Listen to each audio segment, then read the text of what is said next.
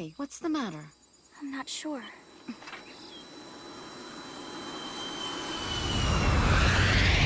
What in the world is that thing?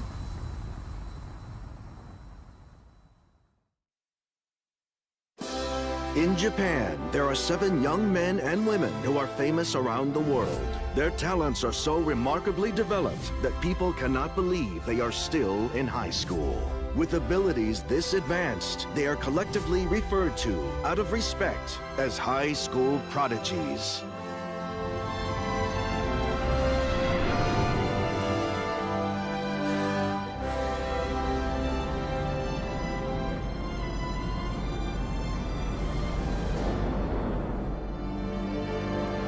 We begin with a girl whose intelligence is several centuries ahead of her time. A girl who's become the focus of espionage agencies around the world. Hey, Ringo! What is it, Bear Rabbit? You need to bear toward Earth right now, or you'll be late for your appointment! Oh, you're right. Ringo Ohoshi. Despite being in high school, she is presently the world's greatest inventor.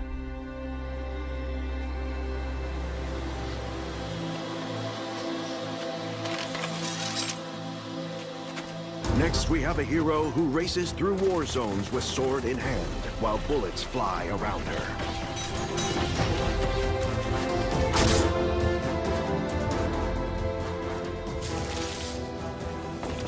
A samurai has a right to strike. Aoi Ichijo. And while it's true she's still in high school, she's considered the world's finest swordsman.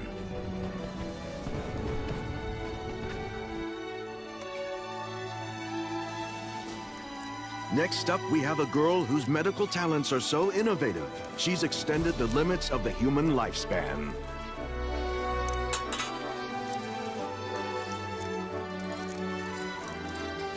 He should be all right now. Kana Kanzaki. Even though she's a teenager in high school, she's regarded as the world's best doctor.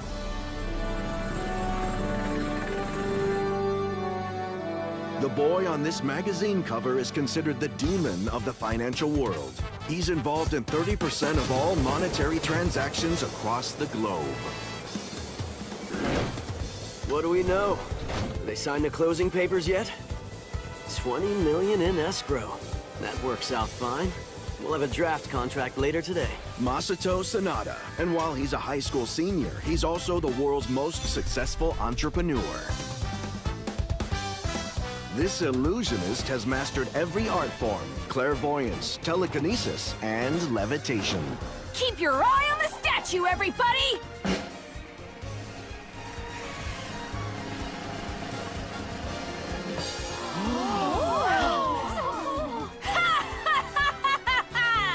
That's just a sample, folks, of my magic!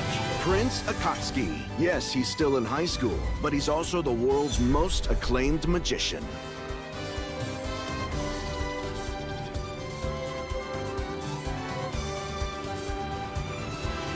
This girl is a descendant of the ninja Sasuke Sarutobi. She has unmatched instincts for a story.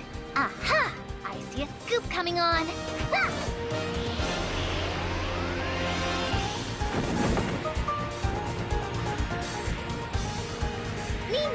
Shinobu Sarutobi.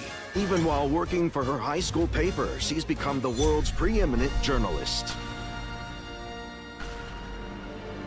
In Japan's first direct popular vote, the young man you're about to see was elected by a huge margin to head the government. You've shown faith in my abilities, and as a result, I humbly accept the position as your Prime Minister. Thank you all. Tsukasa Mikogami. Despite being in high school, he has become the world's most highly esteemed politician. A few days later, somewhere far from their native land, the fates of these 7 young people will unexpectedly intertwine and form the beginning of a new chapter in their lives.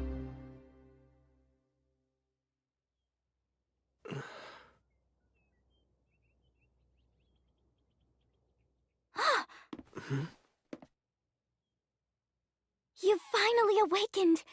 Thank goodness. What's going on? Where am I? You mustn't move so suddenly like that. You're badly hurt. Badly hurt? Oh, that's right. We were on the plane.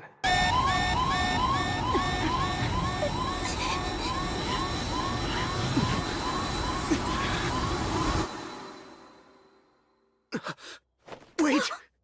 What about the other 6 people? Are they still alive? Tell me where they are! Oh. There's no need for you to worry. There are 7, including you. Everyone was brought here, and they're recovering. They're going to be all right. That's a relief. Thank goodness. You were really worried about them. It's the duty of a public official to be concerned about his citizens. Forgive me, I haven't introduced myself. My name is Tsukasa Mikogami. I hope I'm not being too forward, but what is your name? I don't mind. My name's Lirul. Thank you so much. It was very generous of you to bring us all here. I couldn't just ignore people who were injured. It's customary for us mountain folk to help one another. Oh, I forgot. I have something for you. Here you go. It's a stew I made with goat's milk. I hope the broth's not too hot. Here, say ah. I feel like a baby having to be fed by his mother.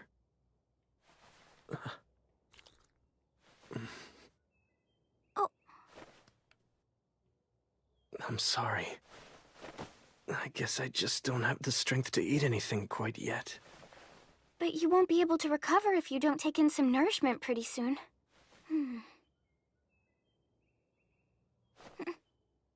Oh.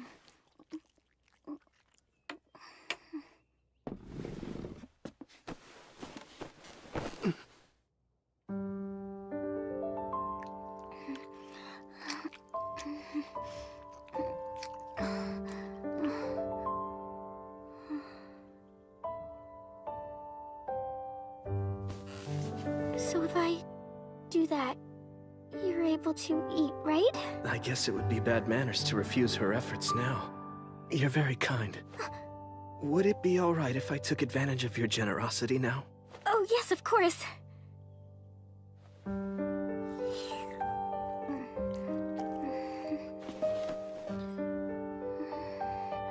Lirul! I heard one of the people we found unconscious is awake now. Oh, dear, how awkward. Did I interrupt something? No, not at all. That wasn't what it looked like, really. It was sort of a first aid treatment. Does everyone look like that here? Of course it was. Hi there, I'm Winona. I'm one of the residents here. You'll find we're all very friendly in this village. Nice to meet you. I'm Tsukasa Mikogami. It seems my friends and I owe a great deal to you. We're very grateful. When we get back home, we'll thank you properly. Oh, you sound so mature, even though you appear to be around my son's age. Really? You have a child who's in his late teens? Incredible. You look far too young for that. Oh. For a kid, you really know how to flatter someone. That tail you have there, is it actually real? Of course it's real. Want a touch? It feels warm. There's no question. It's the real deal. Are you serious, young man? You mean you've never seen a Buma before? Honest to goodness, they're all over the place here in Freyagard. Buma? Freyagard? The 7 of you are wearing unusual clothing. Exactly what country is it that you all come from? Well, in my case, I was born and raised in Japan. Japan? I've never heard of such a place. What? What in the world are you talking about? I'm hearing you both speak Japanese to me right now. Huh? You must be hearing things. The 3 of us have been speaking in nothing but Alton this entire conversation. Huh? I'm watching their eyes, their breathing, their speech patterns. Nothing gives me the impression they're lying to me. And if that's so... Here in Freyagard? Japan? Alton. What in the world is going on here? You shouldn't move. What about your injuries? I'm sorry to ask this, but could one of you take me to the site of the plane crash? I mean to say, could you take me to the place where you discovered me and my companions?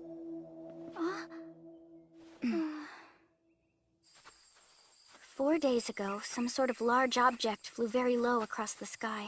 There was a loud sound, like some kind of a big landslide. Everyone in the village ran to this gully. This is what we found. That big thing that looks like a bird skeleton was on fire, and the 7 of you were lying nearby. Unbelievable. There's no way we could have survived this. Are we in another dimension?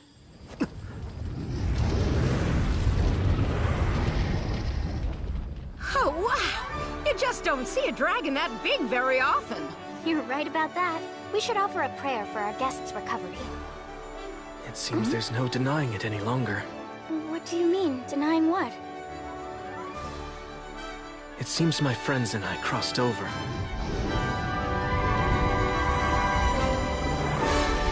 We've somehow moved through space-time to another dimension, and we've landed in a world much different from our own.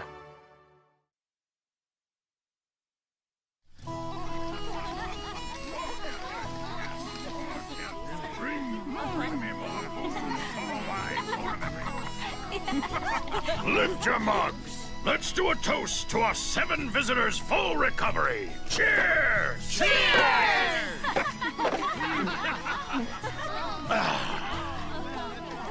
I still can't wrap my head around you kids coming here from another world. Yeah, that was a real shocker.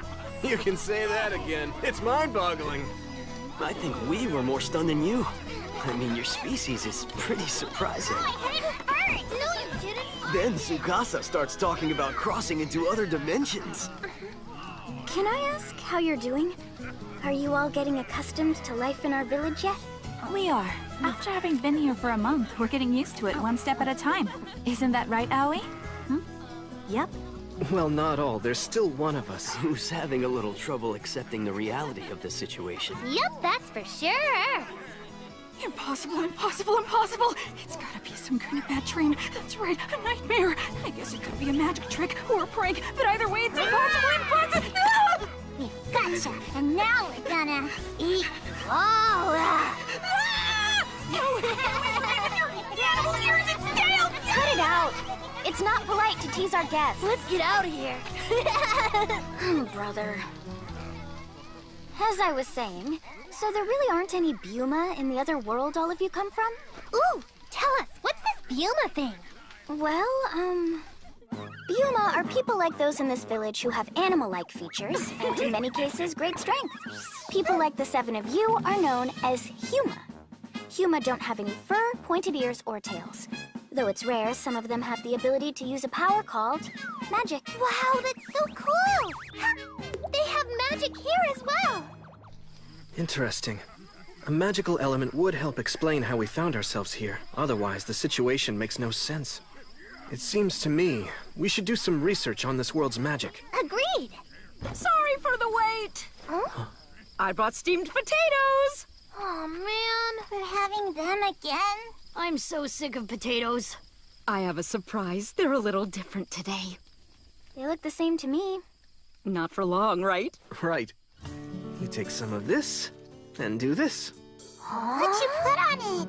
It's something special Tsukasa made for us. Why don't you try it?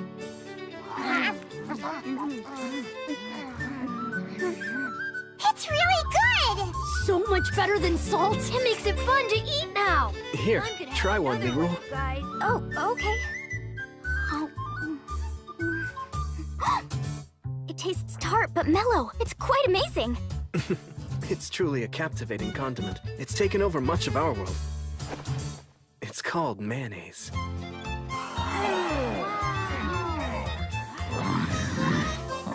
Ah, this stuff's delicious. Would you like another one, sir? There are plenty to go around. There's something I meant to tell you. Your arrival here reminded me of a story from our folklore. It did? Yes, it's a tale that's passed down about 7 heroes who come here from another world. Very interesting. I'd like to hear more about this. I don't have all the details, but here's what I know. A long time ago, 7 heroes appeared from another world and saved a land that had been under the control of an evil dragon. That story's always been a fairy tale. In the scheme of things, that's quite a coincidence. You're sure it was 7 of them who came here? What a stupid story. You expect us to believe this crap? Strangers from another world? These people show up and you throw a big feast? No one asked me, and I'm the village treasurer. Why are you so upset? This is a happy occasion. It should be obvious. We can't afford to keep on feeding 7 useless mouths! Elk! That's enough. Such petty words should never come out of an elm man's mouth. I'm just saying, if their wounds are healed, they should get out of our village! I'm sorry my son is so rude. It's fine. We're grateful for all that Elm Village has done. Welcome. I've called this meeting to discuss how we're going to handle the bizarre situation we currently find ourselves in. All right, just generally speaking, there are 3 things we need to address. The first one is, we need to gather information about this world. I assume that means what kind of country this is, and what kind of laws they live by. And exactly how their magic works. Number 2, obviously, we have to find some way to get back to our own world. Our only clue so far is that story about the 7 heroes, right? I'm hoping we can do research into that at the same time we're learning what this entire place is about. Sounds good. The third thing is critical, and we're going to need to deal with it immediately. We have to rebuild this village's finances. I'm all in on that one. Me too. We have to repay our debt to these people in full. Those are our goals. I hope you'll agree with me when I say that each one of them deserves our full attention. Understood. I've modified all of our cell phones so they'll work here. That way we can keep in touch. That's amazing. Thank you, Ringo. And one other thing. I went back to check out the crash site, and the miniature nuclear reactor I had constructed was unharmed. And we should have all the power we need for the foreseeable future. There's one other thing you should bear in mind. The plane happened to crash right beside a very large deposit of bauxite ore. Really? That's a lucky break for us. I can use that bauxite to produce aluminum. Can you refine it? Not only that, I think I can rebuild the plane. The blueprints are done in my head. You only have the bare minimum of scrap parts! We don't have enough materials! Understood. Then we'll have to ask for help. Get out of here right now! Oh, Bear. Masato, what's going on here? These soldiers just showed up all of a sudden. You're wasting your time. This village doesn't have any meat or booze to spare for you people. We're barely able to survive after your lord takes his cut. You should be more grateful. I, Sheed, Imperial Knight of Freyagard, am willing to offer protection to your village in the face of marauding bandits and monsters. What? It's a generous offer. I mean, we're only asking for a little bit of hospitality in return. Who the hell are you? Back off! As much as the people of this village appreciate your offer of protection, we must ask you to leave. Tsukasa! Listen, you little punk. An insult to me, an Imperial Knight, is an insult to the entire Freyagard Empire, as well as an insult to the great Emperor himself! Soldiers! Sir! Show this fool what happens to insolent clowns! What? Me. What she said. Do you still wish to continue? You bastard!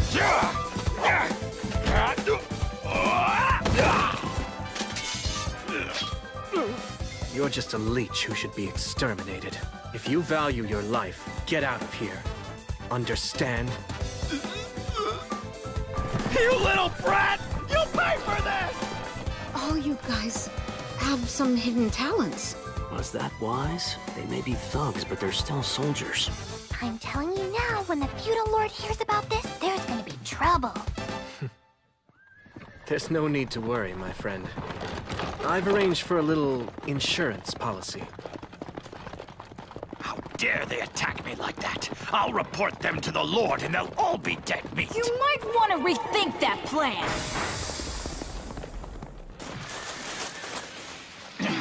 Oh, what now? My name is Prince Akatsuki! You don't want to mess with me! I'm the magician who protects Elm Village! Is he just floating up there? Levitation is an art reserved for special Imperial mages. What the hell? Why is a mage protecting a worthless village like that? It happens that I owe a debt to these villagers, and I've come up with a way to repay it. If I cut off your heads, the villagers won't have to worry. It'll keep you quiet. And your boss won't take revenge. Oh, our lips will be sealed. We won't tell the Lord what happened. Please, just don't kill me. I'll never mention this to anyone. Good. That's a smart decision. As long as you stick to your word, I won't take your life. But I'm warning you, if you should ever break your promise to me, Mr. Imperial Knight, you won't see another Imperial day.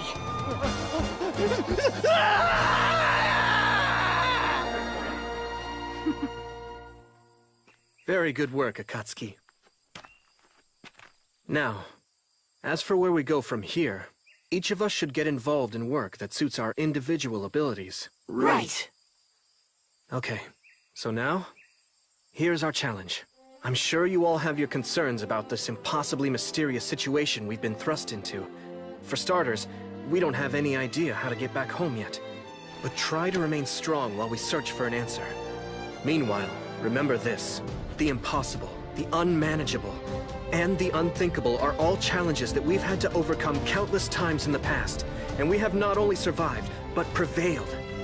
Remember, all 7 of us were high school prodigies. We have the potential to overcome anything, but we need to balance that potential with wisdom and control. That's it. For now, let's move forward nice and easy. The fact is, if we aren't careful in how we use our powers, we might very well end up destroying this. Come one, come all! Be witness to my magic! What I hold before you is nothing more than an ordinary handkerchief, a simple piece of cloth. Yet this cloth is about to undergo a miraculous transformation. So watch closely, everyone! Are you ready? Up she goes!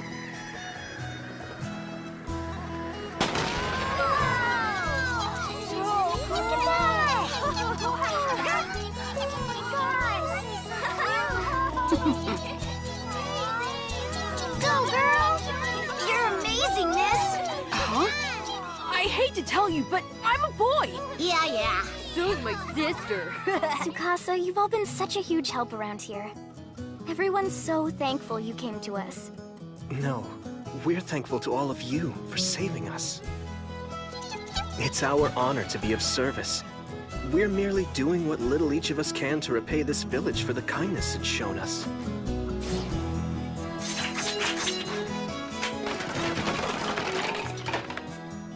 Everyone in our group has a special skill. We want to put those talents to use to help all of you. In my case, responding to public demand, I'm going to work hard to make more mayonnaise. It's not just the mayonnaise, you know. You sat us down and taught us a whole lot of new recipes. Everyone's finding it much more fun to cook. But it looks to me like we're gonna run out of salt and wheat flour pretty soon. You don't have to worry about any of that. Huh? The merchant and Shinobu accompanied Elk into town. They said they wanted to help with his transactions. I'm sure you'll be getting everything you need very soon. I hope so. I'm a little worried about how well Elk will get along with those two. It should be obvious. We can't afford to keep on feeding 7 useless mouths! If their wounds are healed, they should get out of our village! It's true that boy can be really stubborn. You don't think he got that from me, do you? Oh, of course not. Thanks. I try to be understanding since he's my son. He acts that way because he's our treasurer. He tries really hard every day to make sure all the Buma in the village are well-fed and healthy. But it gets harder and harder all the time. It's all because of Yakoi's greed. He keeps offering less and less for our goods. Who's Yakoi? Don't think I've heard of him. He's the man who's taken over all the trade in Dormont. He's a truly awful fellow. He's got a stranglehold on the small businesses and pays them peanuts. Sounds serious. But if that's what's happening, everything will be perfectly okay if we just let the merchant handle it. Huh? I've seen him. Masato is like capitalism walking around in human clothing. Something like this is sure to get him riled up.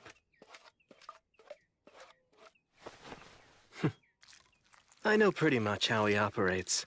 By now, he's probably in the process of establishing his own Elm Trading Company, or something similar. Business permit for Elm Trading Company. Authorized to operate in this and all surrounding communities. Signed, Walter von Heiseret, Mayor of Dormont.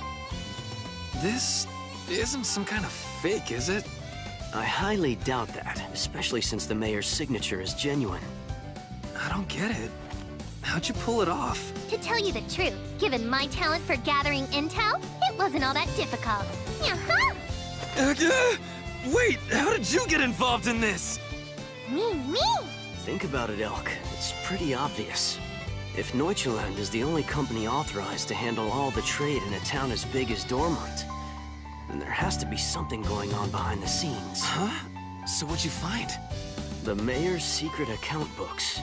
They showed a large amount of money coming in from Neuchaland on a regular basis. So when I confronted him with copies of the paperwork, I got this baby as a reward for keeping quiet. That's a smart move. If we're all finished, then there's some places I'd like to visit. I have the feeling I've just skimmed the surface here. Yeah, you're probably right. Now that that's done, we better go stock up, Elk. Huh? Go stock up? But we came here to sell our stuff. Why in the world? Ah! What'd you do that for? Because you had a stupid reaction. What do you think we got this permit for? Just think about it. It's a great opportunity. You change the way you do business, and I pay you back for saving us. Huh? The president of the Sonata Group is going to give you a free economics lesson. I'm gonna walk you through the way to get rich. When I'm done, you'll be sleeping on a bed made of money. Really? Huh? What you said about sleeping on a bed of money?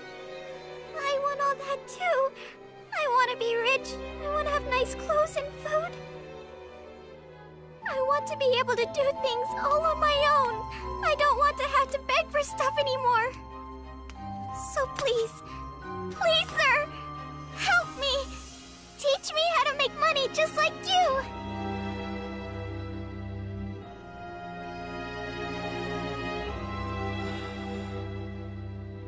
All right, then. Starting now, you're one of us. Hold on, you're letting some random kid off the street join our business group? Are you serious? Of course I'm serious. Look at her. There's greed in her eyes. Adding people like that to our team could be very helpful. I'm Masato Sonata, and this is my friend Elk. So what about you, young lady? What's your name? They call me Rue. Really? Well, all right. Tell you what, Rue, I'm gonna show you how to make money. Yes, thank you so much, teacher. Teacher, huh? That's a new one. Okay, listen up. We're officially the Elm Trading Company. So hang on and keep up with me as we operate. It's time to have some fun making money. Yeah! Fine. Right, but before we start, we need to get you looking like you mean business.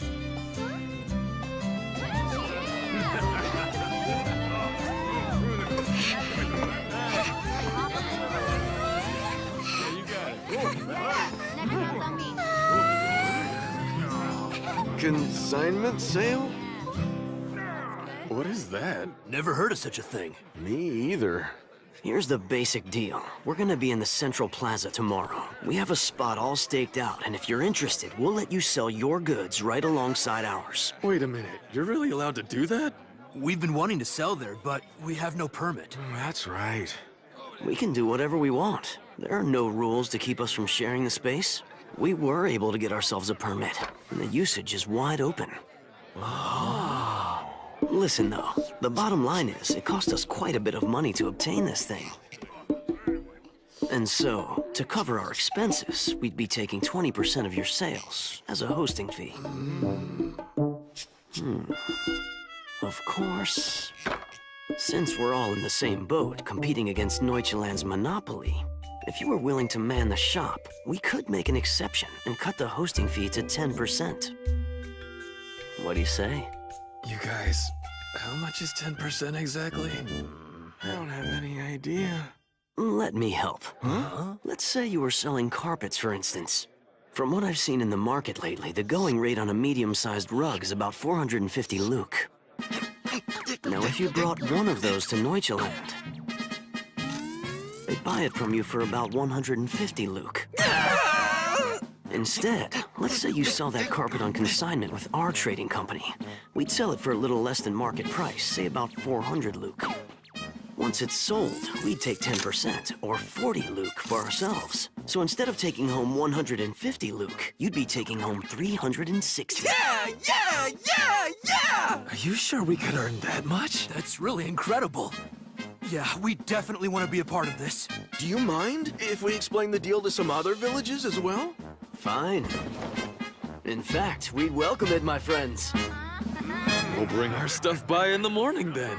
Good. We'll be ready for you. All right, that went well. Wait a minute. How is all this supposed to work? We don't pay any money? Correct. What are you worried about? It seems like we're taking advantage of these suppliers somehow. We get to stock up without paying them anything. Everybody's gonna profit. You'll see. Mm-hmm.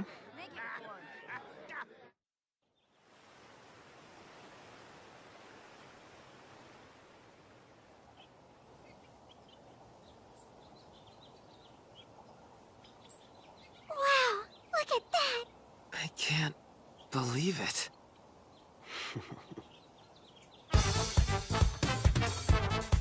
We've got all these goods to sell.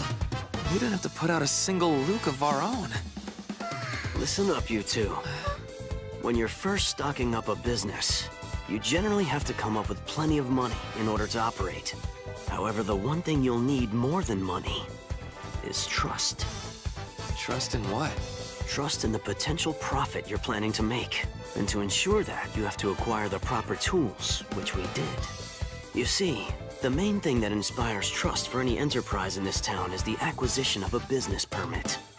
Suppliers then want to partner with us. And what's our advantage in this situation? We're not spending any money, so we can stock up and we won't lose if something doesn't sell. That means we keep generating profit at no risk to ourselves. Am I right? You're half right. But there's more to it than that. Hey, Rue. When I talked to those three guys, what did I say they had to do so that we would drop our hosting fee from 20% to 10? You said... Oh! You said that they'd have to man the shop for us! Yes, that's exactly right. When they're willing to do that, it provides us the advantage of flexibility. It allows our three-person trading company to expand as much as we want. In the end, we could become even bigger than Neuchaland.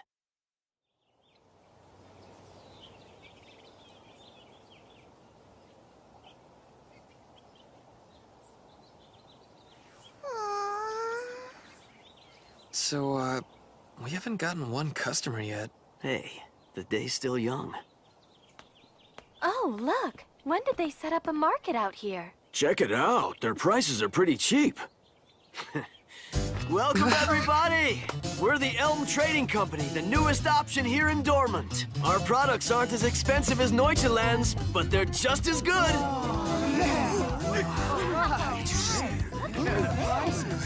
We have lots of customers all of a sudden. Well, of course we do. Huh? Our shop is much closer to the routes they use in the city every day. It's convenient, and the prices are much cheaper, so let's go make some money. That's all I've been able to find out about Yakoi so far, Masato. No surprise. That's about what I anticipated. Thanks a lot, Shinobu. You're welcome. I'll call you when I have more information. Oh, one more thing. Yeah? What's up? We made a lot of money today, so I'm going to be bringing back a cart full of supplies, both for us and the village. I'm thinking we should probably get Ringo her supplies sooner, rather than later. That makes sense. Give me a call once you've got everything ready. I'll zip by and get it delivered for you at express speed. The village is running out of essentials.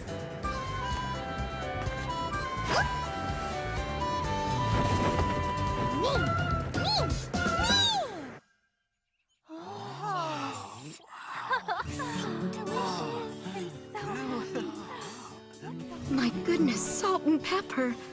Oh, they even have sugar. They brought us honey. This is gonna last us for weeks. Look at all the bread! Wow, amazing! There's fresh fruit. I stopped by Ringo's lab and dropped off her supplies. Excellent work. We don't want to delay her progress at this point. And how's the merchant doing? Everything is going just great. From the way he was talking, he should be coming back here in about 3 or 4 days. Why so long? He told me he would need a week to work on the Neuchaland Trading Company in order to crush them. They're in trouble. If the merchant went and made such a promise, it'll probably happen. The Elm Trading Company? Why bother me with information about a tiny outfit like that? They're no competition. They won't last the week. Excuse me, sir? Get out! Mayor von Heiserod had no business giving out a permit to those country bumpkins. Just what does he think I'm paying him all that money for every month? Those stupid farmers will go bankrupt in no time, so I don't have to worry about them. Not one of them has the first idea how to operate a business. When they come crawling back, I'll raise my prices another 50%.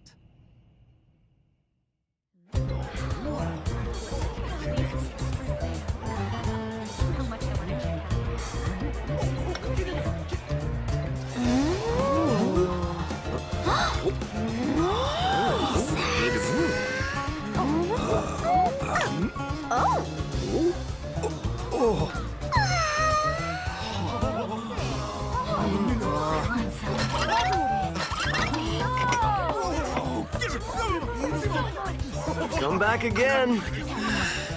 About time we finally get a break. What are you talking about? We're just starting. The big push is still to come. Rue, make sure you clean up, okay? Is the mob finally gone? I hope I'm not too late. Would you sell me some mayonnaise, please? Nice to meet you. Let me introduce myself. I'm the captain of the merchant fleet Sea Serpent.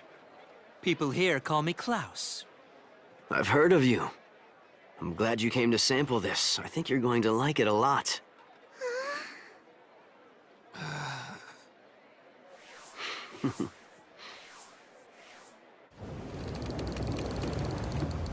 So this is the Sea Serpent, the grand merchant fleet that handles all the maritime trade out of eastern Freyagard. Your reputation precedes you. As does yours. Word travels fast in a country like this. I heard about a new trading company doing interesting business here in Dormant.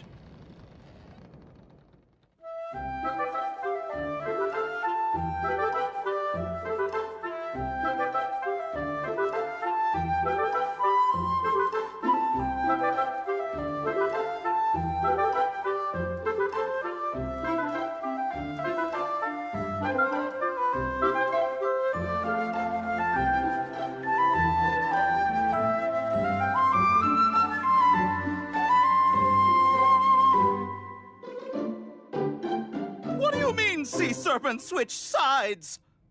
Fine. I underestimated Elm. I won't make that mistake again. Starting tomorrow, we'll open a shop in the Central Plaza. They want a war, I'll give it to them. They'll regret making an enemy out of the Neuchaland Trading Company. They have no idea who they're dealing with. Look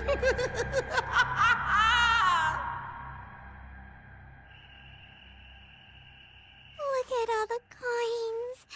So much money. I've never seen so much all in one place. I can't even count it all. Money. I love money. Hey, what's the matter, Elk? Oh, nothing. Worried about Neuchaland, are you? Well, yes, I am. Oh, wow! Look at all the money you made today. Don't you ever use the front door? Now, what fun would that be?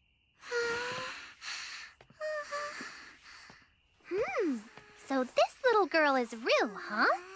It looks like she's in another world. I think she's even more fond of money than I am, and that's saying something. Well, I guess that means she has a promising future. So, since you're here, I presume Yakoi is making his move? Bingaroony! From what I uncovered, he's planning to go to war with you starting tomorrow. War? What's that mean? They'll start buying up goods left and right. they'll undercut our prices to sell them, and they won't care whether or not they make a profit.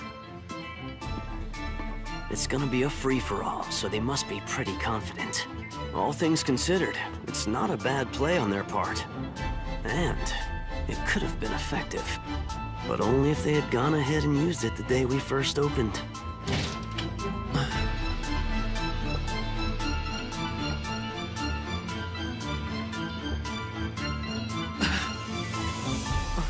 What? Who are they? These, my friends, are the weapons that will destroy Neuchaland.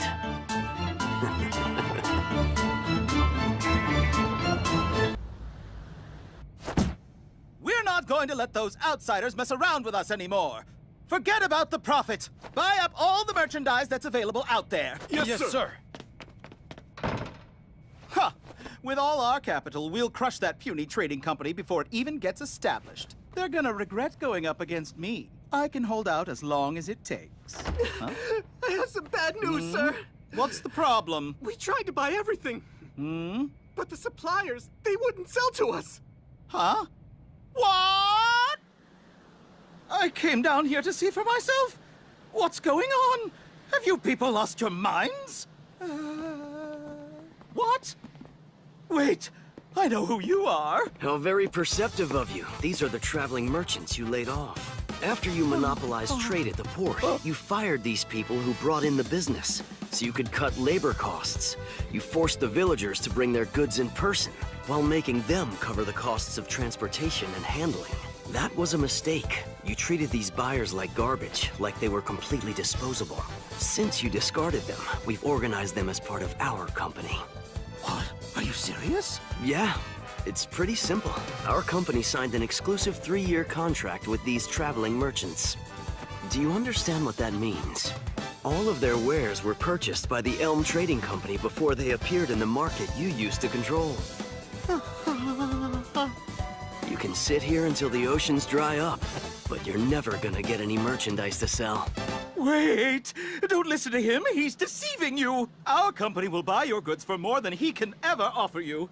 It's a much better deal, and you can still sell your stuff to us. The people at Elm already warned us that you'd offer to pay more for our stock than what they could afford. Yeah, that's right. We knew your play, and we went with them instead. That's insane! What for? Isn't it obvious? Because none of us wanted to sell to you. What? We risk our lives hauling these goods all around the country. We refuse to put ourselves in danger for someone who turns around and fires us over his crappy accounting. Now you come and say you're willing to buy our goods for more. But once this trade war's finally over, you'll go right back to paying on the cheap. No! That's not true. I'll pay you what your wares are really worth. I'm sorry for the way I've behaved in the past. Forgive me. You're way too late. We just don't trust you anymore. Yakoi, you've learned an important lesson. What's most important to a business isn't money, it's trust. As long as you have that trust, you can always earn money again. You chose to simply throw it away. You discarded the relationship you'd established with the merchants and the villagers just for a little extra cash. As a result, your business now has no future. You've killed it with your own hands. I can't believe this. He actually crushed Neuchaland within a week. I have to tell you, though, it would be wrong to let your company be destroyed. Huh? It doesn't matter if it's Elm or Neuchaland. Bottom line, it's just not healthy for any one business to monopolize the market. So why don't those of us here have a little chat? Let's come up with a solution. Let's discuss the future of trade and the economy here in Dormont and the territory of Findolf. Really? Sure, but we plan on taking advantage of you, so you'd better bring your A game to the table. Of course, I'll do that.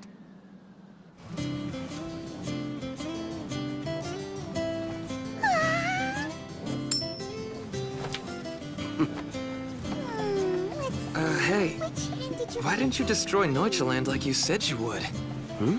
Because there were more drawbacks to crushing them than there were in letting them go. What kind of drawbacks? For starters, we couldn't keep that many traveling merchants employed. I always intended to give them back to Neuchaland once Yakoi's determination to break us was resolved. Wait, you're saying our contracts with the merchants were no good? Yeah, they were just empty promises. You're telling me this after you spent all that time talking about trust? You didn't mean any of that? You're really a bad person, aren't you? Now you're catching on. In the world I come from, I'm a merchant known as the Demon Lord. Demon Lord. We finally found you, you little brat! You two! What are you doing walking around with someone else's property? Property? That brat is our slave. She ran away from our ship. Now we're gonna take her back. Hey! What? We got a problem here? Just a minute. Rue, should I save you? Teacher, yes.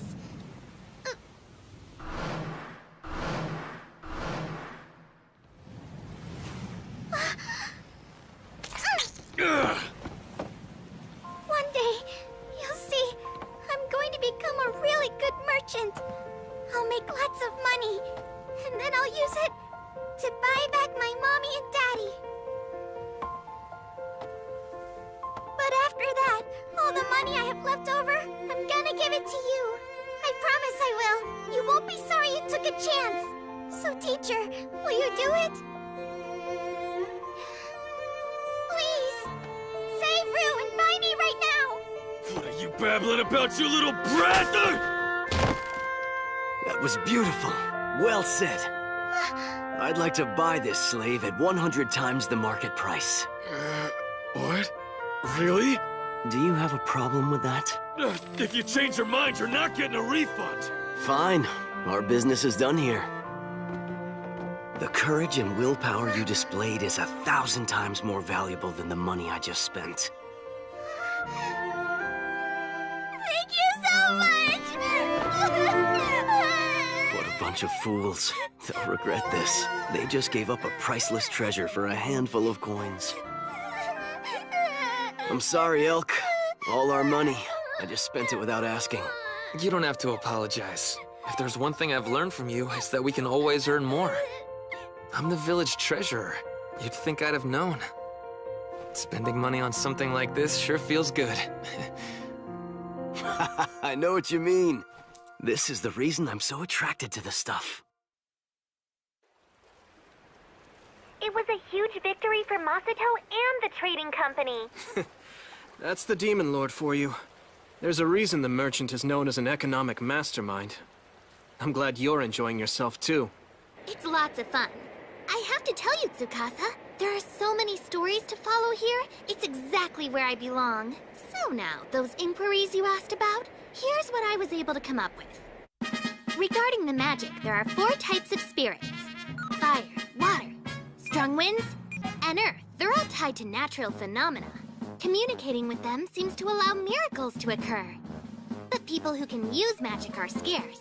In the region of Findolf, the only one who's adept is the mage officer living in the Lord's castle.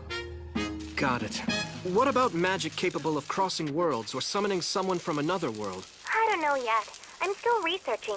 There isn't much information on that since magic itself is so rare to begin with. Well, just gaining an understanding of their concept of magic is progress. Thanks a lot. Mean. You're welcome. Oh, by the way. On that other subject, it looks like we're out of luck on the 7 heroes thing. What? What do you mean? Well, the only connection I found that might be related to them is a religion known as the 7 Light Faith. I don't think I've heard of that before. Interesting. Yeah, but from what I was able to uncover in my research, the 7 Light Faith was destroyed several centuries ago by the Freyagard Empire. It wasn't just the 7 Light Faith either. They were one of many. All of the religions that used to exist on this continent were targeted, undermined, and eventually destroyed. Freyagard's policy of survival of the fittest was ruthless and effective. In the end, it didn't allow for any gods to be placed above the Empire. Religious oppression by the state. I carefully checked all the villages surrounding Dormant to be sure. But not only were there no religions, they didn't even have records of any. I see. However, that's still our only clue as to how to return to our world. Maybe it's been hidden. We'll have to search for it no matter what it takes. I hear ya. We have a small logistical problem, though. You can't just move around freely. People need a travel permit signed by Marquis Findolf in order to leave the territory we're in right now. And Marquis Findolf turns out to be nasty. He's one hell of a shitty bastard. There are a few of those around here. Tsukasa, come see! Huh? We were able to finish it. Woohoo! It's very nice! What's done? Oh, I finally did something to help the village. I created a public facility for everyone. Really? What kind of public facility?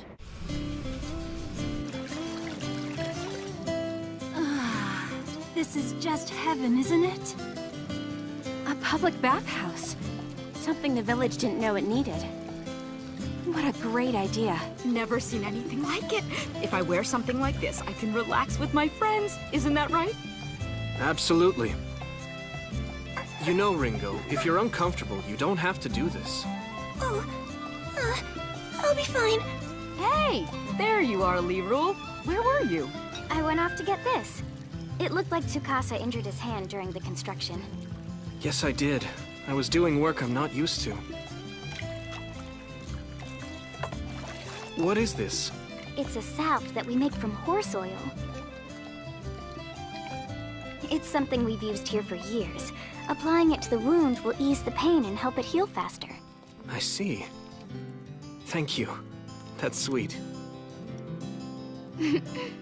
Guys! We've got trouble! Some of the villagers ran into a monster! Something called Chief of the Forest! Huh?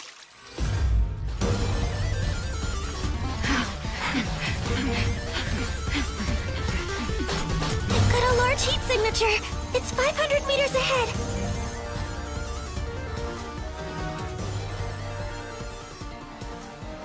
Huh? Masato! Look, everybody came out to greet us. I'm sensing nervous energy. Something bad must have happened.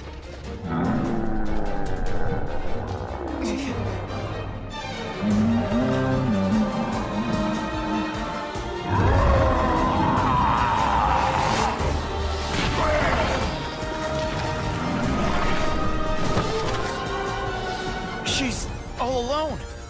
You don't need to worry about her. How's everyone else? No.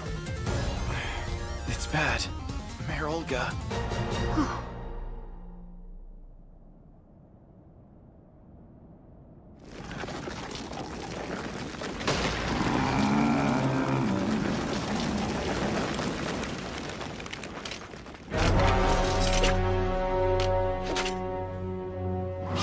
So you're the Chief of the Forest.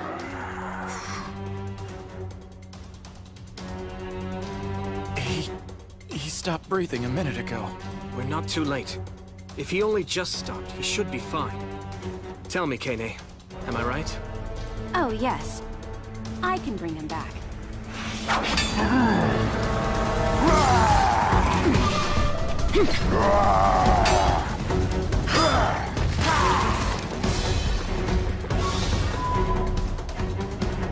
The 5th through 10th ribs on the left side are all broken. There are severe abdominal lacerations. A significant section of the colon has been ruptured, and everything below the diaphragm has been exposed. He's passed out from hemorrhagic shock. He's now in cardiac arrest. Okay. I don't anticipate any problems. This shouldn't take more than an hour or so.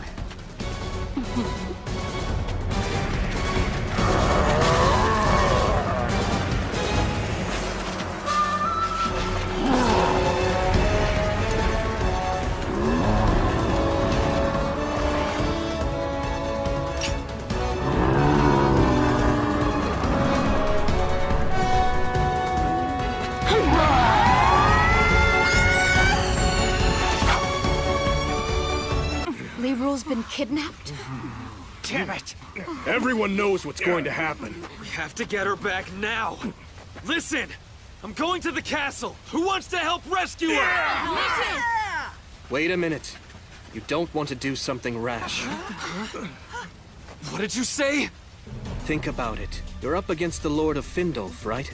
It's not like you're sneaking in through the back door. What you're proposing is more serious. You're declaring war. Even if you succeed in rescuing Lirul, he'll just send his soldiers to get her back. And when they show up, they'll slaughter you all. Then... what the hell are you suggesting we do? Let me negotiate with him. Huh? At the present, Lirul is the only one from this village the Lord cares about. And that means we may very well have to give her up for the greater good, to get him to drop the charges of treason. It's not an ideal solution, but I can negotiate it for you. You have my guarantee. You damn son of a bitch! How can you even consider abandoning Lirul? Do you think I'd propose that if I thought there was another way? We're talking about the lives of 100 or more versus the life of one. It's probably what Lirul herself would propose. It's so heartless. I imagine you're right about that, Tsukasa. Really, Mom? But even so, we don't have to accept that it's our only choice.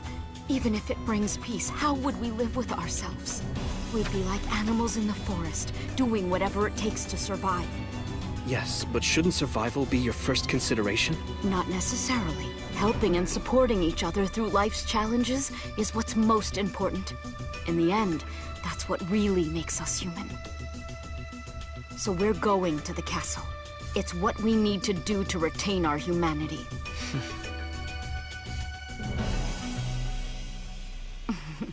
Think about it. If we don't get her back, who would take care of your injured hands?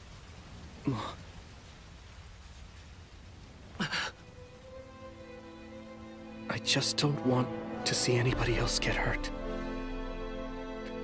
I understand, but for her sake, would you all please join with us? I know we can rescue Lirul if you and your friends lead the way. Please, Tsukasa. I'm begging you. Save our friend.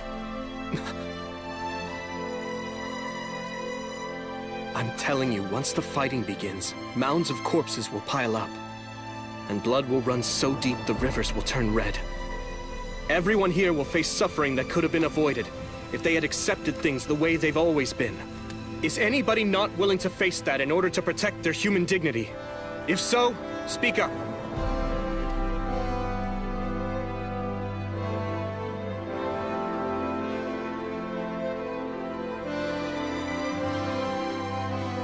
Very well. If you're truly prepared for the consequences, we'll aid with your mission. As representatives of a democratic republic, we'll help with your war. And your determination to be free. Thank you.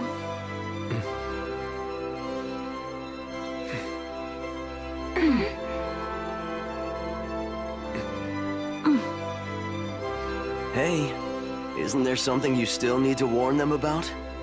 Yes, that was next. My friends, while we're more than willing to help you, in order to protect ourselves, there will be some serious fallout to your society. When we're done, we will have advanced this world's civilization by about 500 years. Your politics, your economics, your values, everything you know will change. To put it simply, we are about to destroy the world as you know it, so be absolutely sure you want to do this.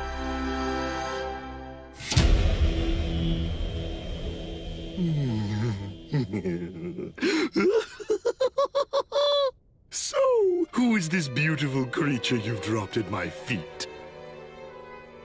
She was in the village that you ordered us to torch. I brought her back with me as a tribute to you, my lord. I would expect no less, Inzaghi, from someone who is clearly the greatest knight in Findolf. I shall allow you to choose your reward in the near future. I am deeply grateful, sire. Now, come closer. Let me take a better look at you. Yes. Of course, my lord.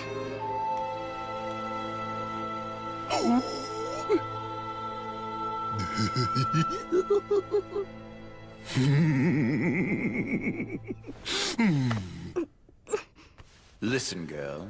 I'll make you a deal. If you'll play along and quietly fulfill your role as the Lord's whore, then I won't go and slaughter that village. You promise the others will be safe? Even an uneducated brat like you knows what the wise decision would be here.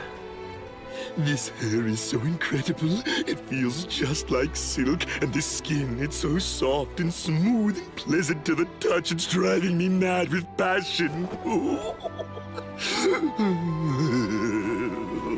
If my sacrifice protects my precious friends and family...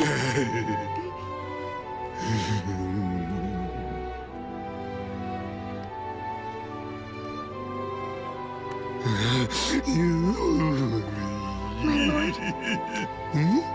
What is it, my dear? I'm ready for you now. Do with me what you will. My body is yours. That's just what I wanted to hear.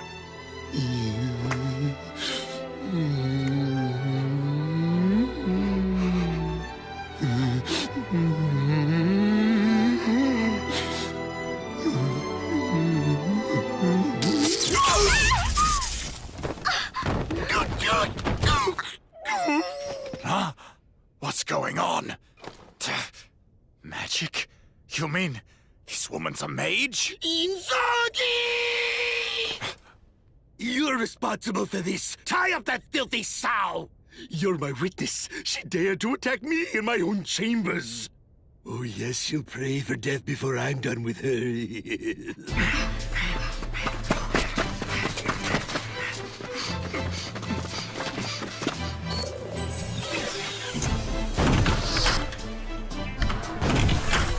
Preparations complete!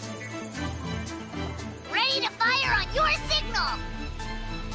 Roger that. Everyone's in position. We're about to go. Once you've started your assault, we'll move in. I copy. Here we go. Electrical transmission systems are clear.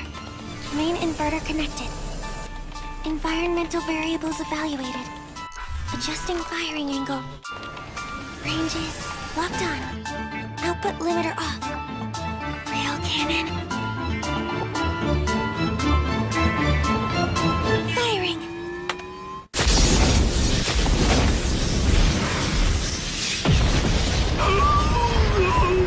What the hell? Did something explode out there? Everyone, enter the courtyard through the broken castle wall. Let's move!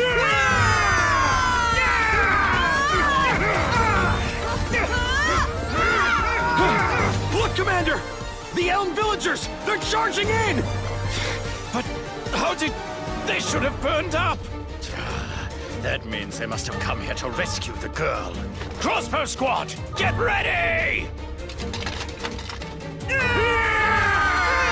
I want you to kill every one of those fools. Now fire!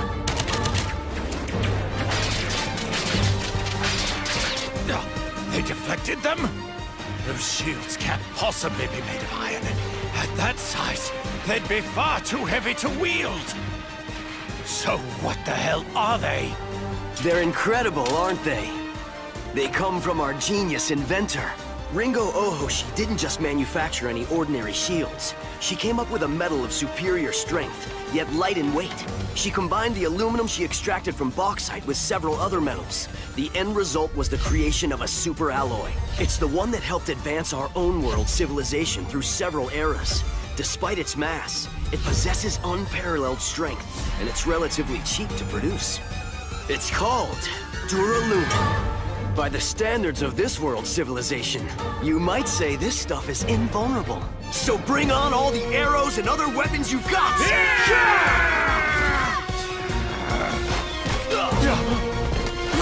What the... They must have a sniper. But where? Where is he shooting from? No way. This is an iron arrow. How could it be fired from such an extended distance? What an incredible weapon. I don't feel like I can miss. No matter how far the target is. There are only a few dozen rebels! We have over 200 men! Get out there and crush those fools! Iron-cutting flash.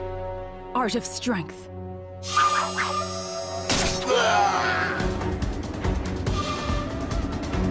Samurai strike.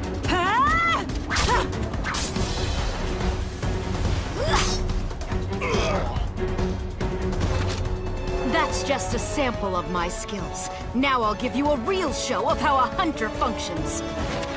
Hey, for a housewife, you fight well. After I got married, I didn't think I'd be doing anything dangerous again.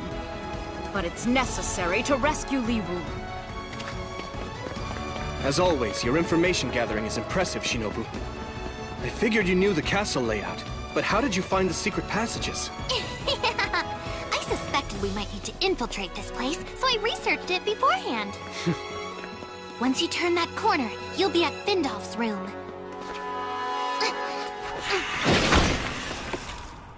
Inzaghi's incompetence makes him practically useless. I can't believe he let you get this far into the castle. Unfortunately for you, this is the end of the line. I am Gale Stafford, the Imperial Mage Officer in charge of security here. I shall kill you rebels and present your heads to the Lord.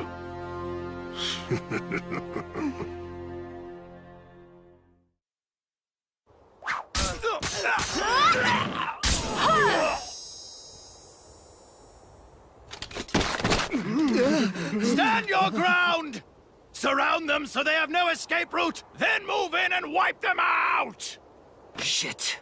He's the only one left who's thinking strategically. Right on cue. Nice timing, Prince. Give him hell, buddy. Fear me! Tremble before me! As you gaze upon me in awe, you stand before a great mage! What? That kid's a mage? Huh?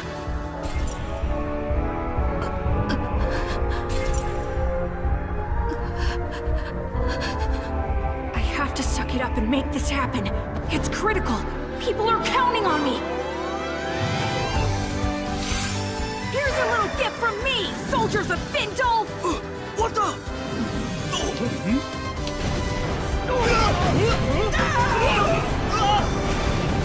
What's this? Why is he attacking us with smoke? Enjoying it? Breathe deep. These are my Mandragora poison bombs, created with my magical powers.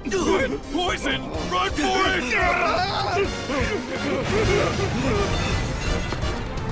Damn it.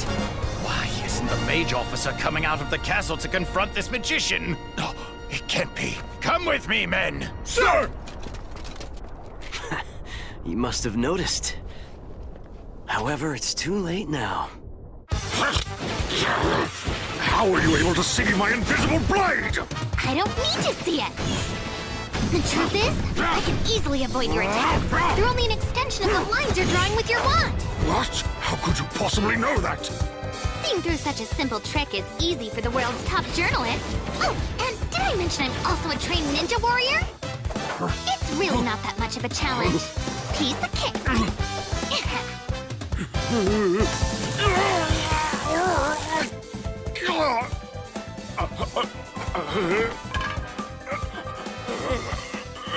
Ninja lightning flash by stun gun. There you are! I'll hold these guys off. You go find Li Ru. Fine. Watch yourself. Come back!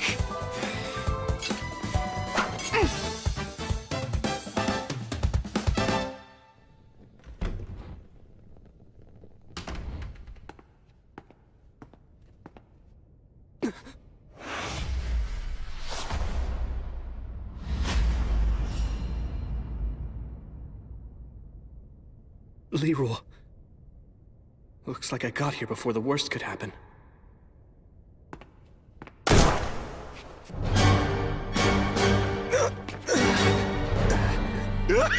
Got the sucker!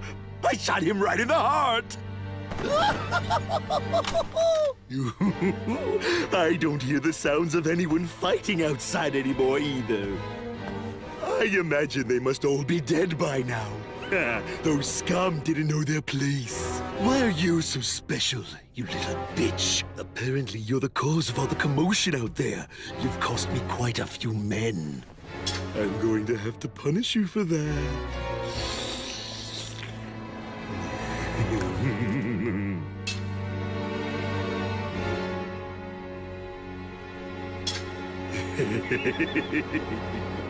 Oh, I'm going to enjoy this.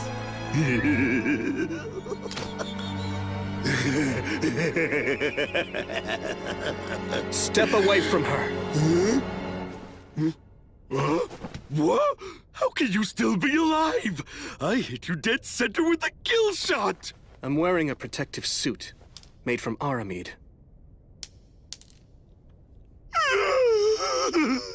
There's no way to penetrate it with a firearm that isn't rifled, which this one happens to be.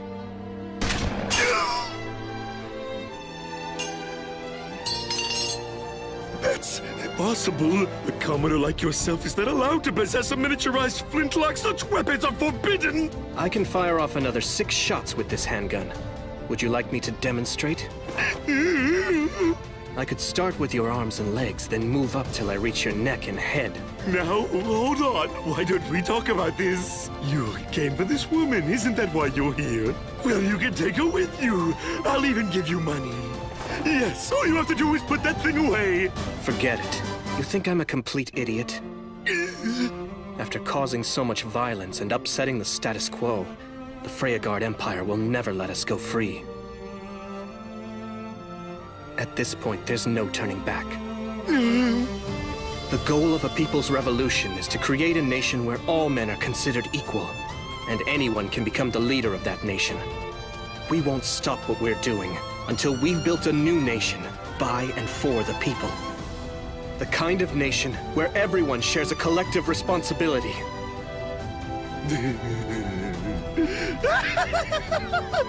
You must be kidding, you idiot! What a bunch of garbage! You think all men are actually created equal? The Emperor will never allow such nonsense to stand. He'll hunt you down and kill you. Every single one of you will die. I guess, in that case, we'll be forced to kill the Emperor before he kills us. We are willing to do whatever's necessary to change this world. You think you can get away with such treachery? Yes, if it's truly the will of the people. What other reason is there for politicians to exist?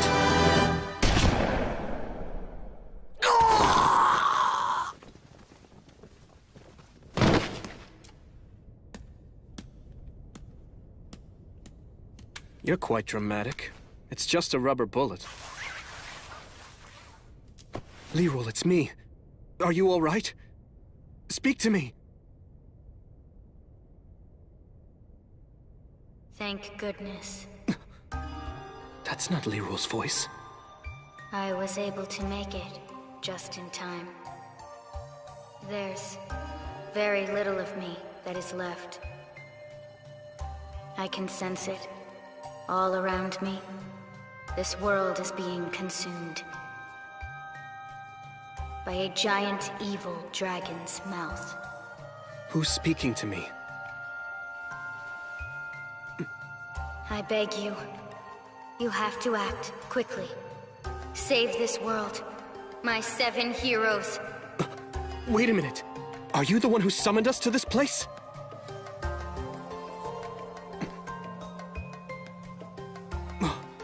Hey, you! I need answers! You're here? I don't know what happened. Don't worry, you're safe.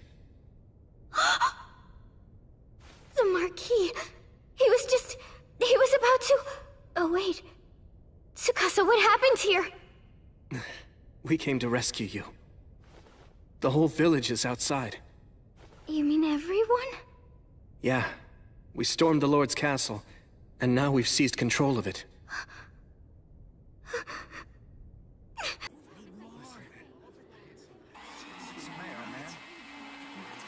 I'll tell ya, business certainly picked up all of a sudden. Yes, it did. Hey, what's going on? To be honest, I haven't found a way to talk to Tsukasa to thank him for saving me. Maybe he doesn't want you to thank him.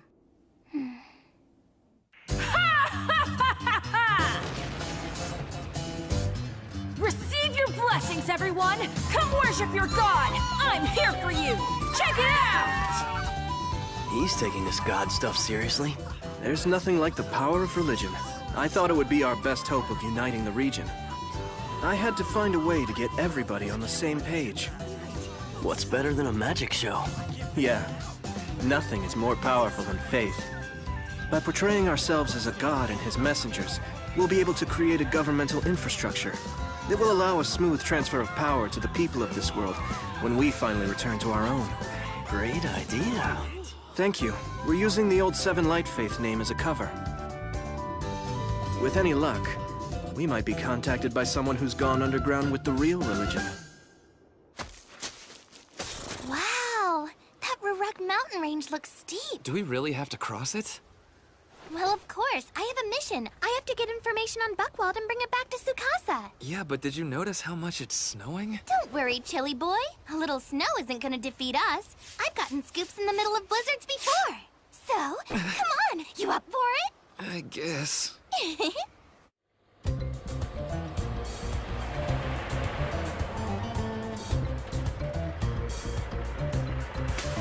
It's the god Akatsuki and the others from the Seven Light Faith! Attention, everyone! We've come here bearing gifts from your lord Akatsuki. So get in line! It's Mayo time! I'll follow you forever, Lord Akatsuki! Can I get a spoon? Seven Light Faith! Seven Light Faith! Seven Light Faith! Seven Light Faith! The Royals will take revenge on Dormont. I need to get my family out of here as soon as I can. Come in. I'll be leaving here in the morning. Pack all my bags. What's the big rush, Mr. Mayor? You're not running away, are you? You're that guy from the Seven Light Faith. Tsukasa Mikugami. Yes, I'm one of the angels who serves the god Akatsuki. What do you want from me? I just came here to have a chat. I was concerned you have the wrong idea about us. And what would that be? We haven't come here to persecute nobles, or to throw the city into chaos either. In fact, we'd like to cooperate with you and the rest of the nobility in this land. After all, there's work that has to be done for which you are uniquely qualified.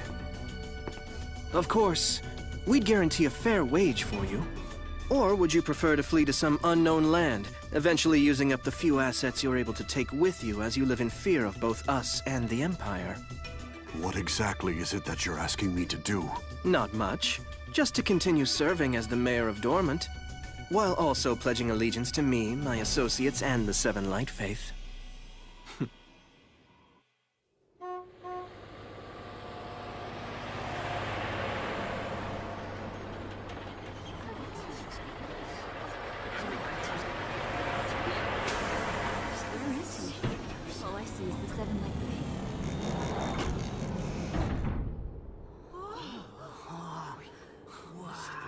Good afternoon. I'm the mayor of this city. My name is Walter von Heiserad. I am here today to make the following proclamation. Henceforth, this city shall be governed by the leaders of the Seven Light Faith. Seven Light Faith! Seven Light Faith! Seven Light Faith! Seven Light Faith! Seven Light Faith! Seven Light Faith! Seven Light Faith! I'm glad they're in charge. Tell me about it.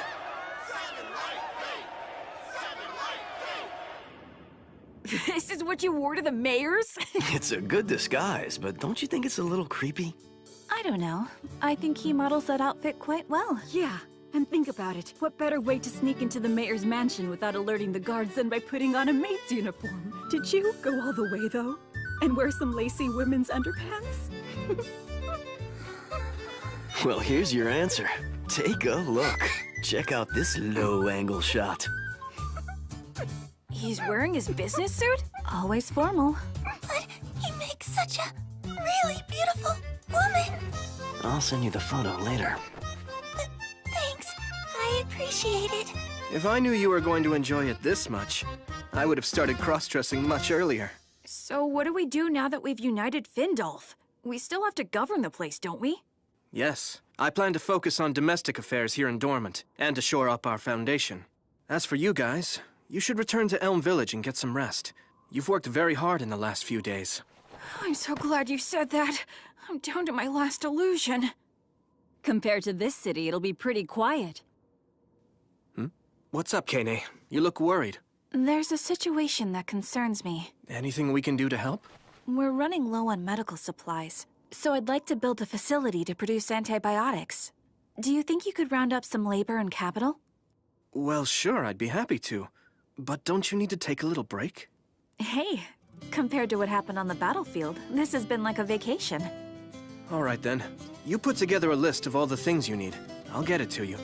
I appreciate that a lot. Aoi, if you don't mind, I'd like you to stay with Akatsuki while you take your break. I hear you loud and clear. I'll keep watch over him, both day and night. Hey! At least give me a little privacy in the bathroom! Forget about it. Huh? Ringo, as for you... We're starting to run low on electricity. I was thinking we could use a power station. A small one would be fine. Well, if you're okay with a thermal power station, I can probably get that one ready in no time. That sounds great. Masato can get you what you need. Am I right? Just leave it to me. We happen to be rolling in money right now, so I can get you anything. On another subject, Tsukasa.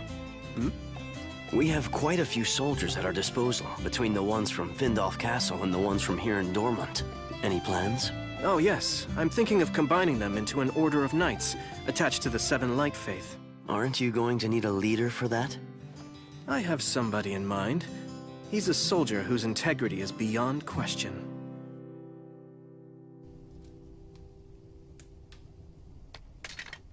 Hey, have you heard the news? It looks like the entire watch is going to be incorporated into the Seven Light Faith. Yeah, the word is we're all getting a pay raise. Really? That's great. I'm resigning. What? Captain!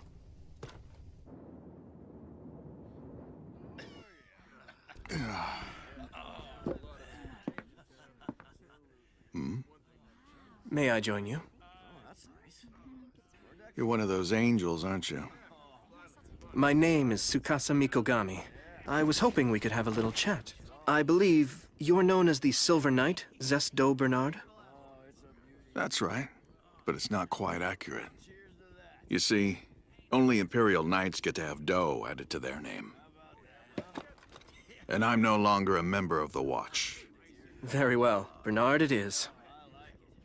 I've been looking into your history. You've exhibited great courage.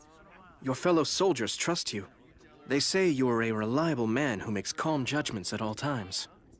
Well, I am honored and humbled by their praise. Why are you here? What is it you need from me? I'd like you to become the commander of our newly formed Order of Knights. I'm honored, really, but I have to decline. As I mentioned, I recently resigned my commission. Oh, may I ask why you stepped down? It's because of you and your fellow angels. Excuse me, what do you mean? I was watching. You all seemed quite pleased with yourselves, taking over with your mayonnaise and your divine power. But the Empire will come attack you. Blood will run in the streets. Besides, there's something else that I have to do. Something that takes precedence over being a knight. And because of that, I've quit. Don't we get to choose our own jobs in this new order? That's democracy, right? Thanks for the offer, but I'm sure you'll find somebody else just as qualified.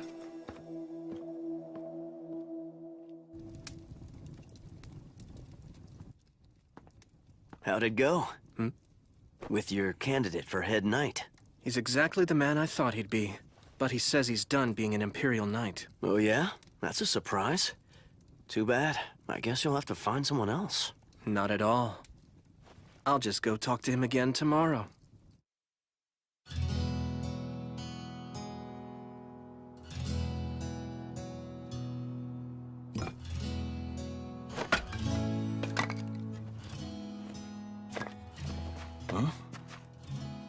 Huh?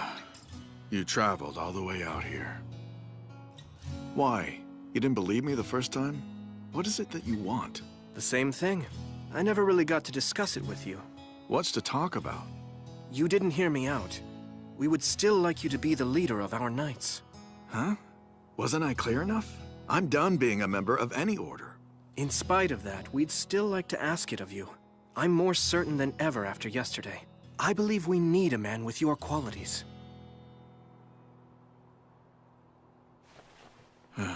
Listen, Angel. There are things... Huh? Ari? What's the matter? I thought you were gonna play. I did, but I missed you, so I came back. Oh, is that right? Well, guess what? I missed you too, Ari. Yay! This is your daughter? That's right, and Papa is my papa. She's the precious treasure left to me by my wife, who passed away in an epidemic recently. Ari, Papa needs to talk to this man for a minute. Could you go play by yourself? Okay, I'm gonna chase the leaves. You see, I became a knight for one reason, so I could protect my daughter. The bottom line is, nothing in this world's more precious to me. That means I'm willing to give up anything so long as I can live with her. I just can't make commitments that would jeopardize our bond. If this town was attacked and I was sent off to protect it, and I had to abandon my little girl, then I would have no incentive to stay on the job. The truth is, she's the main reason I became a knight in the first place.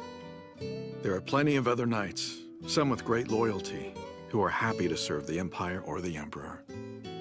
I don't think a selfish man like me would be the best choice to fill such a critical position. Bernard, I don't understand why. You say putting your family first is selfish. That just confirms my evaluation of you as an honorable man. We'd expect you'd put your daughter first and foremost.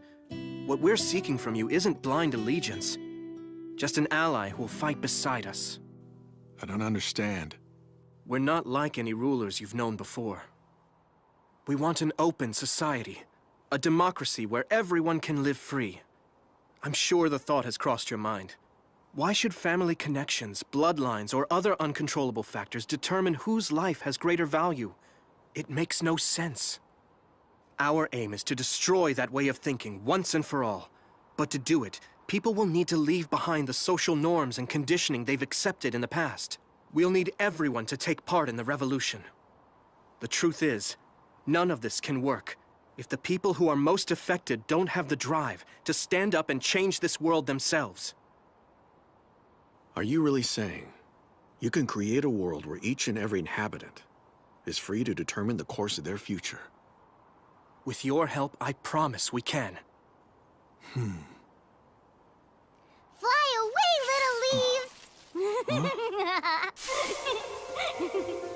What is a knight, after all? What is a sword? Is a knight not someone who stands up and fights to protect the values of the world he inhabits? And isn't his sword then an implement? A tool in defense of those values? Bernard, we're willing to post you here so you can be with your daughter. And in return for that, we ask that you choose to be the leader of our knights and stand as an example for those around you. Show them all that their futures lie within their own free will.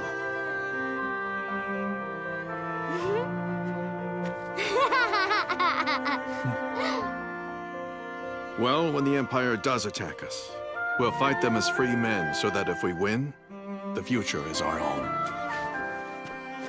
I, Zes Bernard, do hereby dedicate myself to this sacred mission. You won't be sorry. I promise. There's something wrong with that silver-haired brat. I don't believe he's really an angel. Hey, keep your voice down. He'll hear you. Huh? I don't care if he hears me. What's he gonna do? I wondered when some of the locals were going to start questioning this whole god and angel thing. There haven't been any serious religions here for centuries. We'll have to keep on top of this before it becomes widespread. What? You're saying Findolf has been attacked by a rebel army? Are you sure that's true? It seems impossible. Yeah, we heard it from a knight who ran away. He was pretty upset. That's so scary. Do you think they'll come over this way? Hey, don't worry, you'll be fine. We've been stationed here to protect people like you. And besides, we have a lot more than just the soldiers from Buckwald. We have a couple of squads from Arclight backing us up, and the main night unit as well. So once spring comes and this snow thaws, those rebels are toast. Wow, that's comforting! I hate waiting around. If Duke Fastidious were in command, I bet we'd go down and attack them tomorrow. When you say Duke Fastidious, are you referring to the current Lord of Gustav? You betcha. He's an incredible leader. His fighting abilities are as good as his magic. During the battle with the Yamato Empire, he didn't hang back in the rear where he would have been protected. He stood on the front lines with the rest of us, attacking the enemy. As a result, he was granted the title of Duke and given the authority to govern the northern lands. Are you serious? Absolutely. He's sworn complete loyalty to the Emperor. He will eliminate anyone who opposes His Majesty's authority. Wow! I had no idea before now that Lord Gustav was such an incredible warrior. Thanks! I thought we were supposed to meet here an hour ago. About time, Elk. What took you so long? Ah! How did you do that? So, did you pick up any interesting news? No, not really. It's one subject. How they're going to march on Findolf once the winter passes. Not surprising. So what did you find out? Well, I heard there's an amazing magician in charge of the soldiers, a special mage officer. Oh, you mean Lord Gustav, Duke Fastidious? He's supposed to be an incredible warrior and magician, but we won't know until we have a chance to observe him. Okay, let's do it. Huh? Let's go meet this guy everybody's talking about. The bloodthirsty warrior?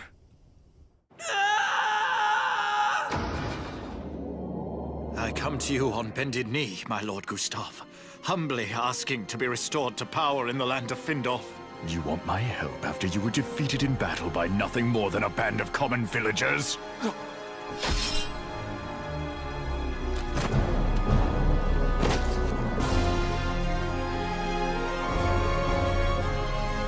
Those damn rebels. I, Oslo El Gustav, make this vow. I shall drown them all in their own blood.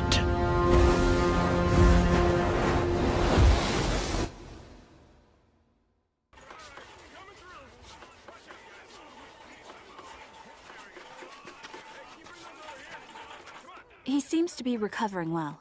My goodness, you are a very impressive young lady. At first I thought we were going to have to bury him in pieces. But now he seems to be like his old self. Ain't that right? Why the hell are you always so rough? I am your daughter, after all. Yeah. It appears I owe you my life, Doctor. Thank you very much. I was only doing my job as a physician. We can't have you out of commission forever. Some big things happened while you were laying around recovering. Yeah. For starters, our village decided to pick a fight with the Empire. You missed out on a couple of cool battles.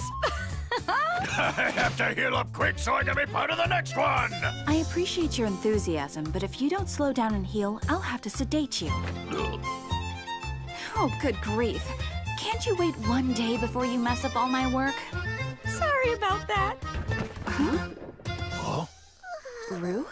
What's happened to you? 1 times 5 is 5.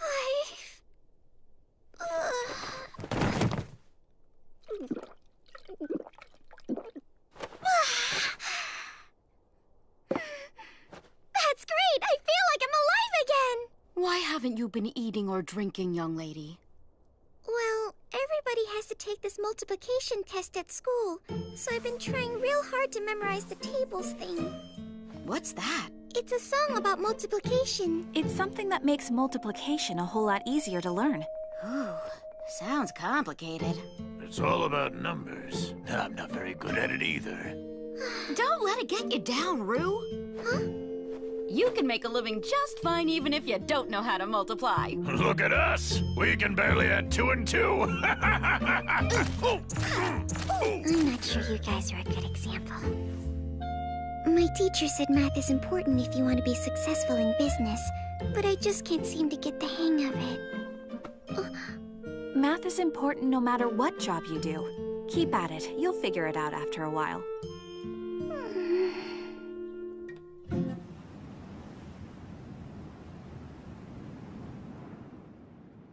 Looks like the power plant's almost ready to go online.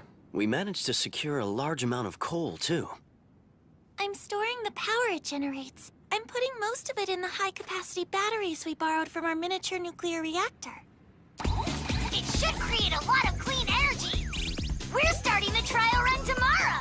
Looks like that will take care of our power generation issue. Excellent. Good work.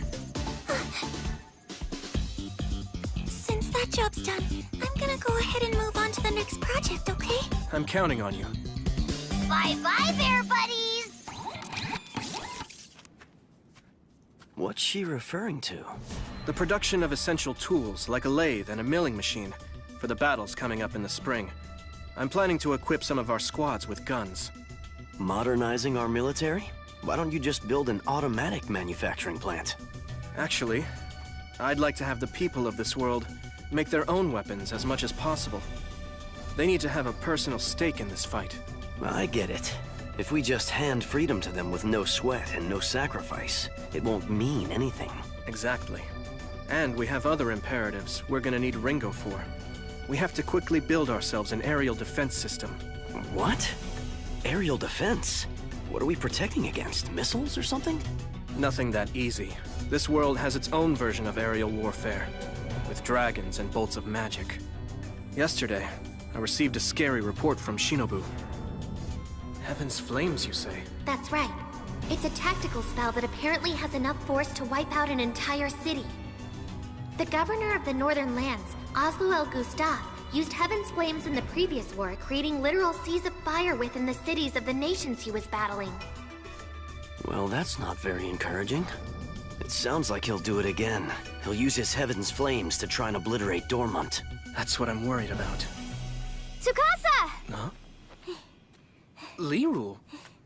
Why didn't you go back to Elm Village with everyone else? I just couldn't. I know this whole war started because of me, so I wanted to stay and be useful in some way. Which is why I'm helping to distribute food right now. I see. Thank you. It's a big help. Oh, listen, Tsukasa. What is it? If you wouldn't mind, could we go somewhere and have lunch together? No. I wanted to thank you properly for, for saving me. I appreciate that, but there's no real need for it. I have a meeting that I need to attend, so I have to get back to the office right away. Oh. Masato, I don't understand Tsukasa's reaction. Do you think he hates me? Not at all. He's just busy governing. I hope it's that, but I get the feeling that lately he doesn't even want to be around me. I'm sure you're wrong. I figure he must be mad at me, since what I did caused this war to take place. He doesn't blame you for that. Well then, what is it? Does he find my ears creepy? Now calm down. You're upset for nothing. If not that, then what? Look, it's not anything you did. It's something he did. So what is it? Why does he treat me like this?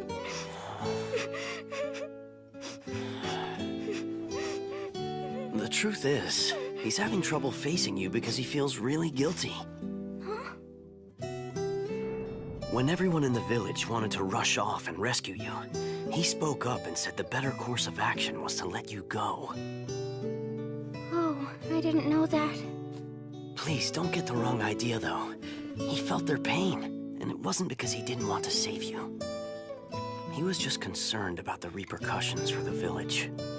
Of course, I understand that. Ever since I've known him, he's prioritized the happiness of the majority, even if it means he has to sacrifice someone precious to him. It's something I don't understand. To be honest, I don't think he gets it either. Or he's just crazy.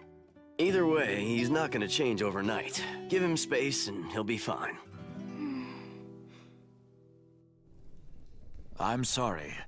You asked for building age assignments, but that turns out to be difficult. The craftsmen we took with us said they couldn't make them any more precise. Okay.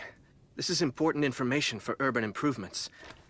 You did a good job with a difficult assignment. You should get some rest. Take tomorrow off. Thank you very much, sir.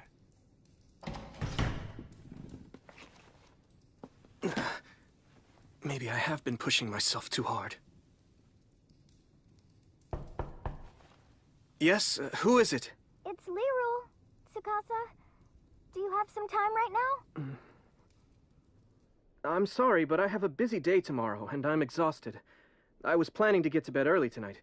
Could you possibly come back some other time? Oh, then it's perfect. If you're about to go to bed, then you're done with work for today, right? Sorry to burst in on you. Is what you want to talk about that urgent? Yes, it is. I came here to repay you. Repay me for what, Liru? You know very well for what. And I've come here to tell you, I'm willing to do anything.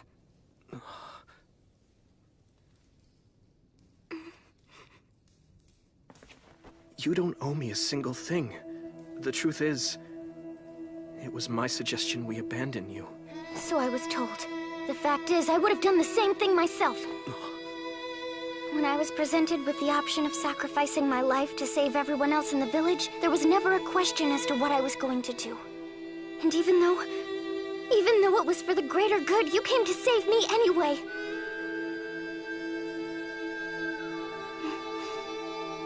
Doesn't that at least deserve a thank you? You need to know, I'm really not the good man you think I am, Liru. That's not true at all.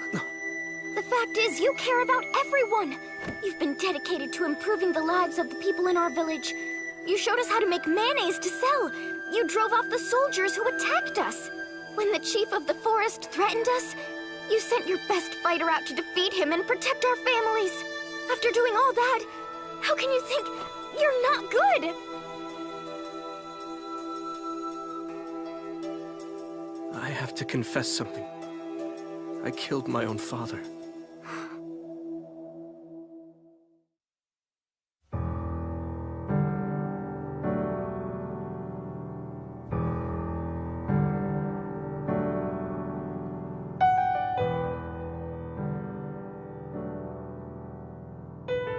When I was young, I admired my father, who was a prominent politician. However, one day, I discovered something horrible. His power was built upon a vast network of corruption. I was completely devastated. This man I had looked up to my entire life turned out to be nothing more than a common thief. I worked with Shinobu and the merchant to expose my father's wrongdoing. He was put on trial, found guilty, and ultimately sentenced to death. You're his son! How could you have done this? In making justice for his victims my priority, I didn't consider the consequences to my father, and he paid the ultimate price. To this day, my mother still hates me for what I did. It took me a while, but I understand her feelings. Even though he was a crook, he was still the man she loved.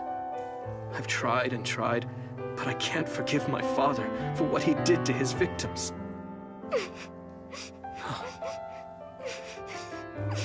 I don't understand. Why are you crying? Sorry, but I just can't help it.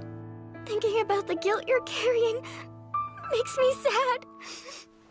How do you deal with such a thing? Doesn't it hurt all the time? Every single day. But it's the price I have to pay if I'm going to be true to myself, as a person and a politician. I'm no saint, but I am determined to uphold a basic code of morality. I get it. I do.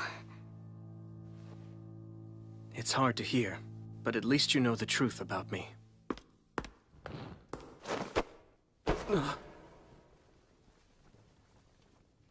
What are you doing? You think because of what you did, you're not worthy of love or respect. Now that I know your history, you expect I'm going to hate you for what you did, but you're wrong. I admire you for standing up for your principles. You can push all you want, Tsukasa, but you're never gonna push me away.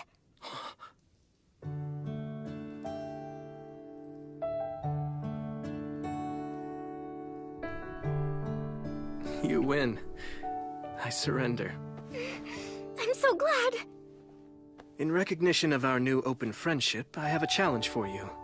Think you can handle it? What?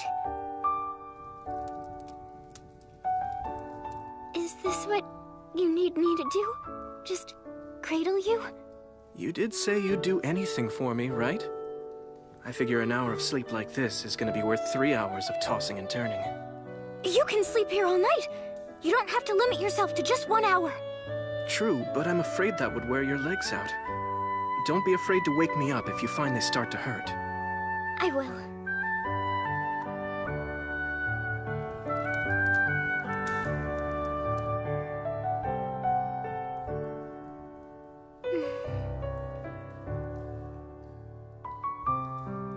Thank you, Leroy. Huh? You know, for crying for me. All of that made me feel a little better. Sure.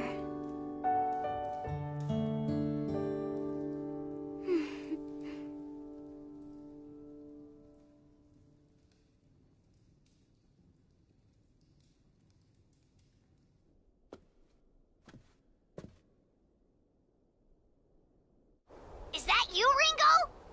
That was fast. You mean you're already done? How was your meeting with Tsukasa? I thought you were going to hand over the materials list and consult him on the production schedule. It doesn't seem like you were over there long enough to do that. I mean, you were barely gone. Were you not able to talk to him? I know he's very busy supervising the people who work for the city. Do you need me to come with you next time?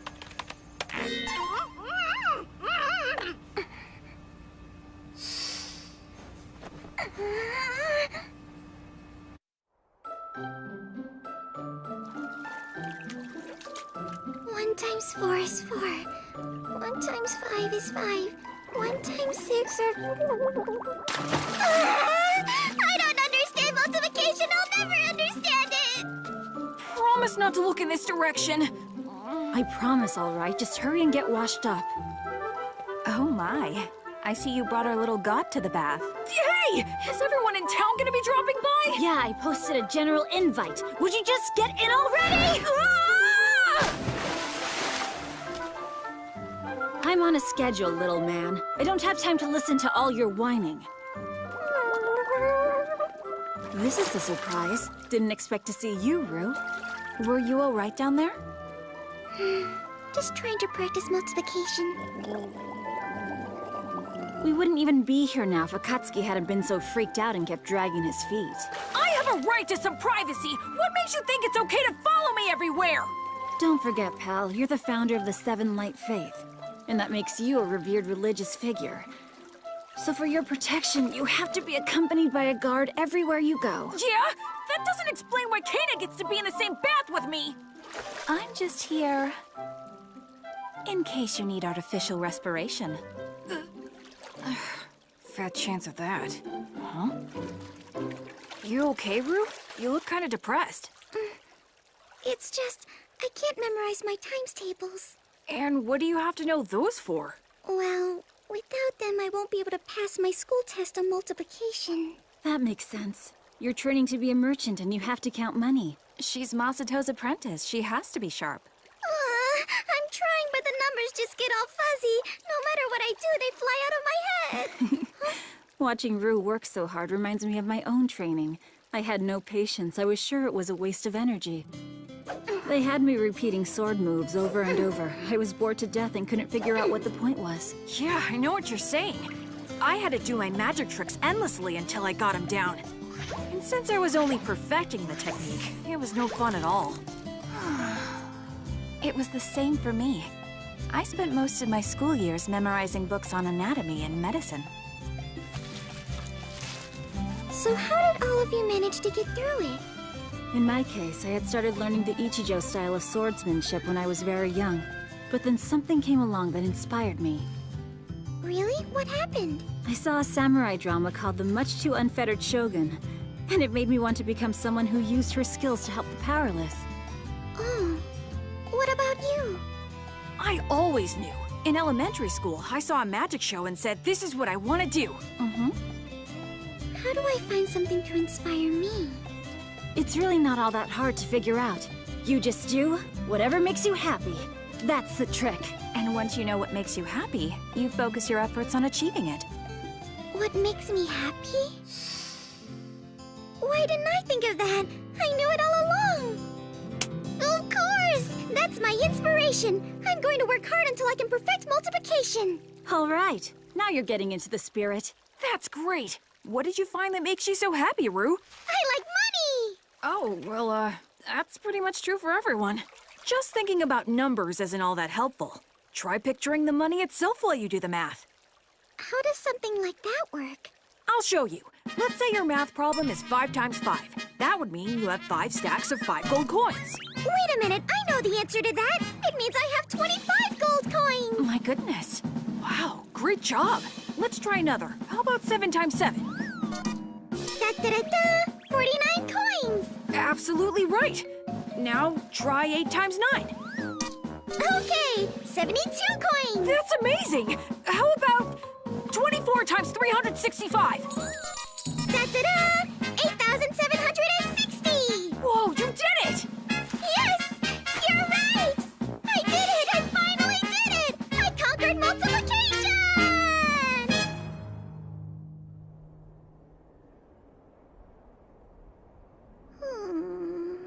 Is Rue all right out there? I mean, she passed her multiplication test, didn't she? With flying colors. I thought so. So why does she look like somebody hit her over the head with a stick? Her teacher has now moved on to division. Oh dear. The path to being a merchant is peppered with potholes. Now all of Rue's coins keep disappearing. I really don't like division. This is one of the best inns I've ever stopped in. In fact, if you ask me, it's incredible. I drank, I ate, and now I'm gonna take myself a nice little nap. Are you sure you're okay? Sorry about this. Guess we got a little too generous with the wine. Don't fret over it. She'll be absolutely fine, I think. If you say so. Anyway, we have no other guests right now. You both will have the whole place to yourselves.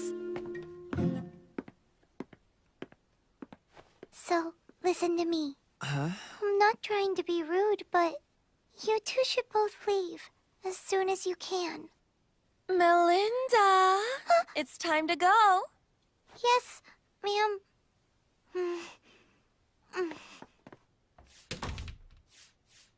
That was weird.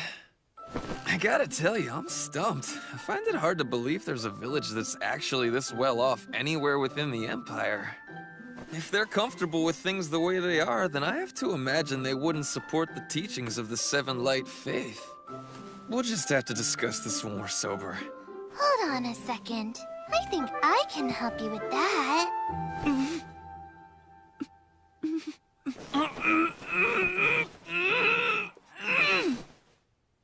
Well, how do you feel? Are you sobered up now? What the hell's going on here? What are you doing? Huh? Wait, I thought that you were drunk. Don't be silly. There's no way a shinobi would get drunk on a few glasses of wine. Then, why were you putting on that act? Because something's not right around here. Huh? You mean you didn't notice? The people acted strange. They kept encouraging us to eat and drink the whole time we were there, but they barely even touched the food themselves. Even though all of them are starving. How do you know that? Trust me, I could tell. They tried to hide as much of it as they could with makeup, but their skin is rough and dried out, and their eyes are so jaundiced even an amateur could spot it from across the room. Those are classic signs of severe malnutrition. How did you notice that stuff? From the moment we entered this village, I had a sense that something was wrong. I did a little snooping around and discovered a secret. I can show you.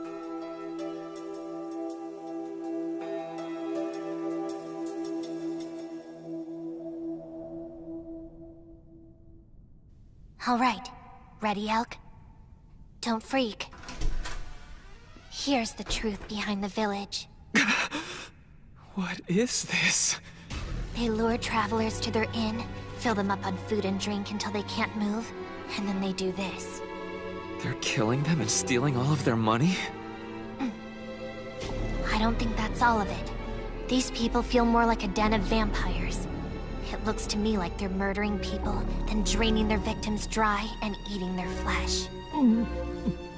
Wait a minute. Do you mean we just ate? No, you don't have to worry. What you and I both ate was regular animal meat. All villagers, out of your homes and line up now! The Silver Knight Jean de LeBlanc is here for her weekly inspection. All right, now that everyone has assembled, let's have the greeting! Thank you very much, sir, for your generosity. Because of you, we commoners can enjoy another happy and productive 24 hours of service. For this blessing, we humbly thank His Imperial Majesty. Everyone, continue to stand at attention.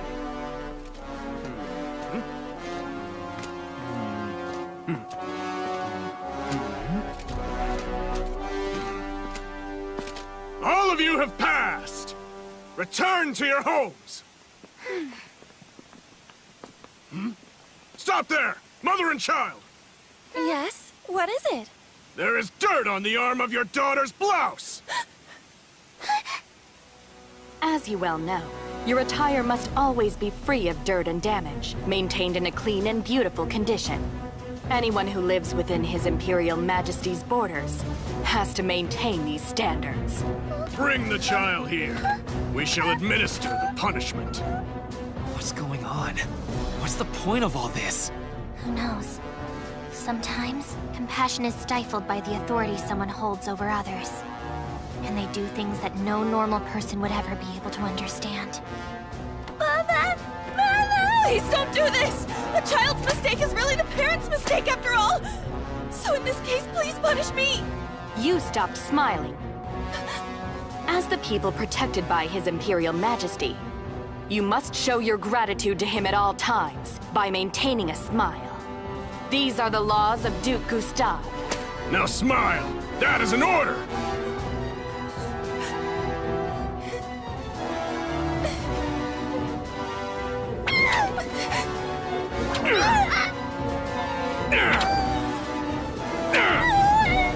What? All this over a little stain on her clothes? What are you planning to do? Put a stop to it! You're going out to protect the people who tried to deceive and murder us earlier? That girl was different. She tried to warn us. She told us to run. I have to help. I understand how you feel, Elk. So listen, if you're determined to go through with this, I have a plan.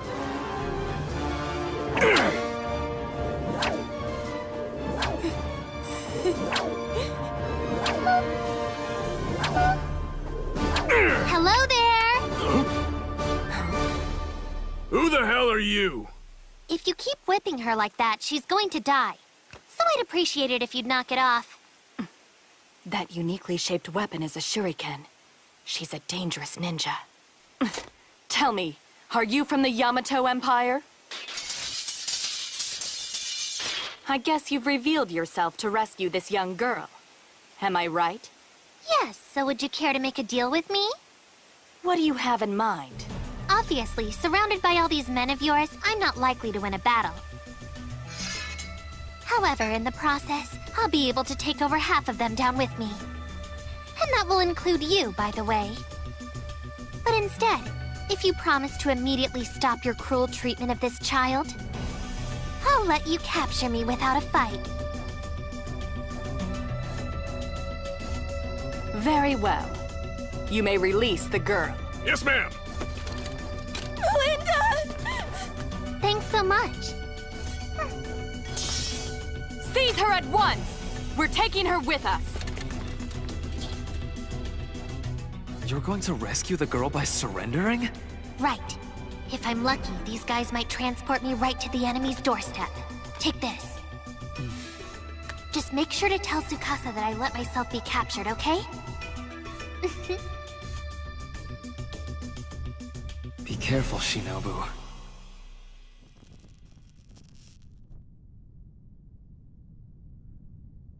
Well, this didn't work out quite the way I had hoped.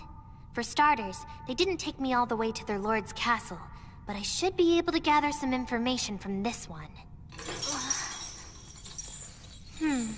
I guess one plan would be to break out of these chains, kidnap the Silver Knight, and then force her to tell me everything she knows about Gustave. That would be the most efficient way to handle this. Open it. Yes, ma'am.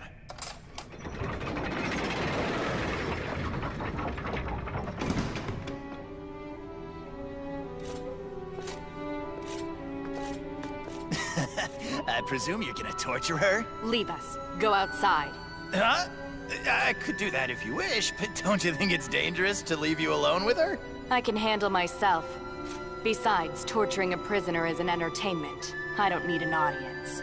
But surely I could be of some assistance, Commander. Go, now! Unless you would prefer to be carried out. Right! As you wish, ma'am! Listen. I know you're probably going to think I'm crazy, but I have to give you fair warning. I'm a shinobi. You want to be careful with me.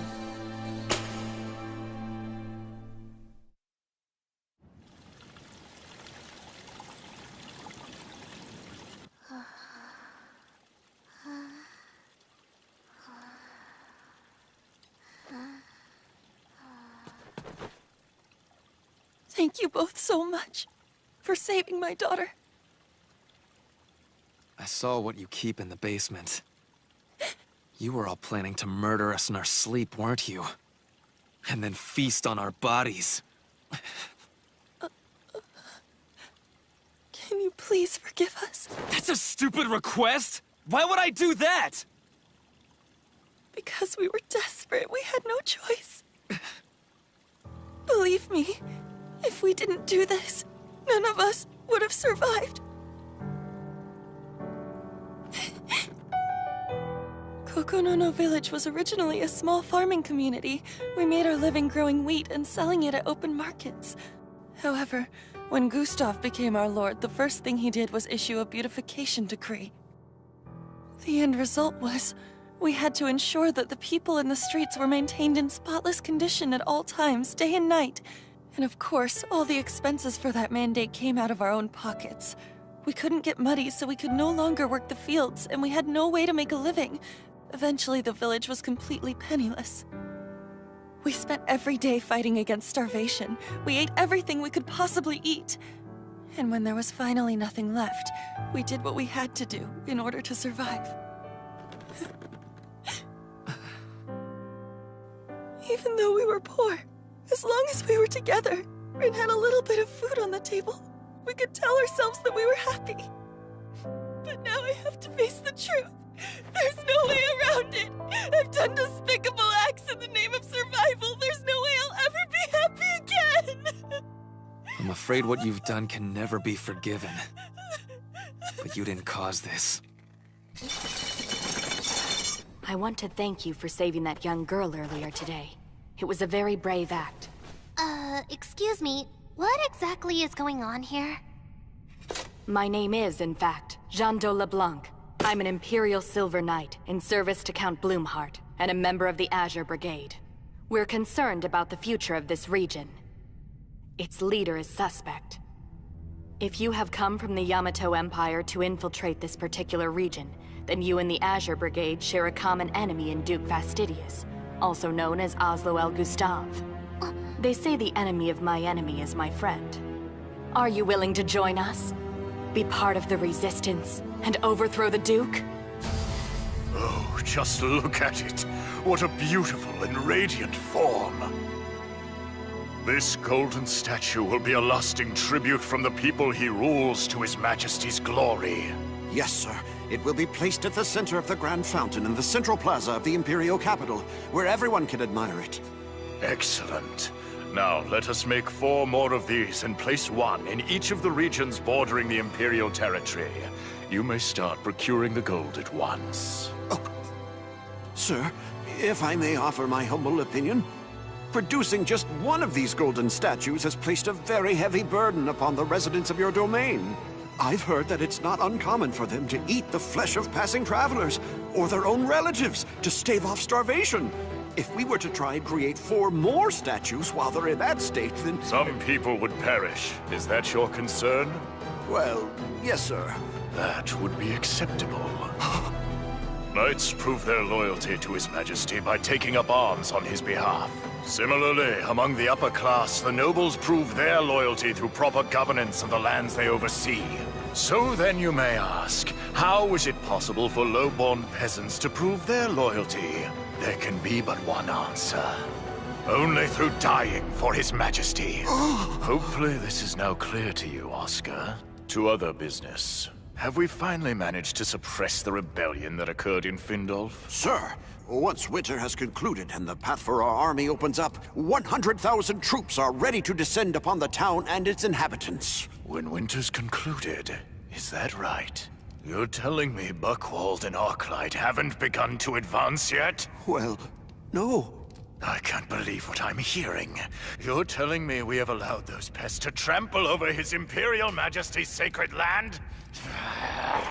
For more than a month? This is unacceptable! The incompetence of my commanders is a disgrace! Do they know how this is going to make me look in the eyes of His Majesty? I'll be banned from the royal court!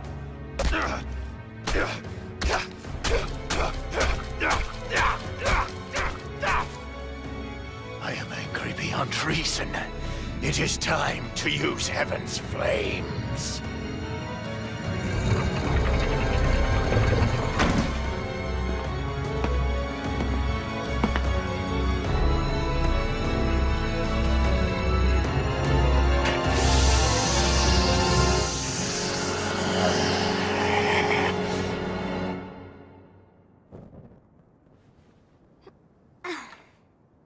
Danger. There is danger for the 7 heroes. They are going to be under attack very soon. I need your help in order to protect them. Go to them as soon as you can and channel my guidance. What was that voice? And who are the 7 heroes?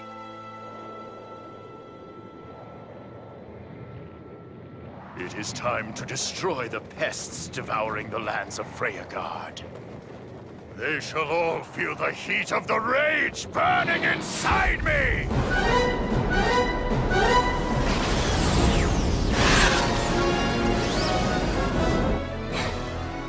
Help us. Help us. Please. Help us. Emergency! Emergency! Sending an emergency broadcast to all communication terminals. This is not a drill. We have an imminent emergency. Altitude 6,000 meters, distance 200 kilometers. A flying object is rapidly approaching Dormant from the south-southeast. Ringo, we received the emergency broadcast, but we don't have a description. What's this flying object? We can't identify it yet. So far, it looks From like... its angle and trajectory, we have a very good idea of its point of origin, that's for sure. It's from somewhere in the Gustav region. Wait! From what I can track, this thing is going to land right in the middle of Dormont. It can only be one thing. Gustav is attacking the city with Heaven's flames. Got it, Ringo? Leave it to me. Activate the anti-air missiles! At your command, Ringo!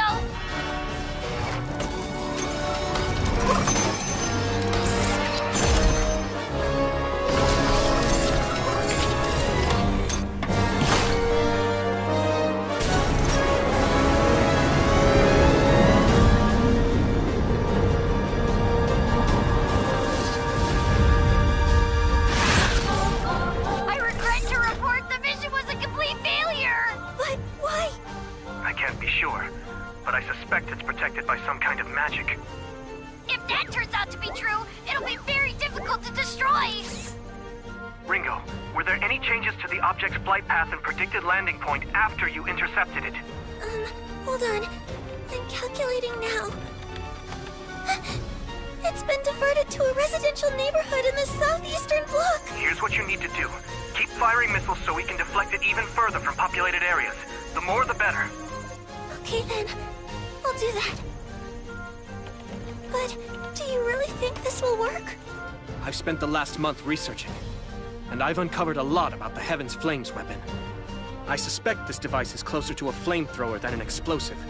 That means it has to completely blanket an area to do any real damage. So we need to avoid a direct hit. Fire those missiles! Got it. Here goes. Bear Rabbit, your assignment is to redirect that object into the ocean outside the city. There!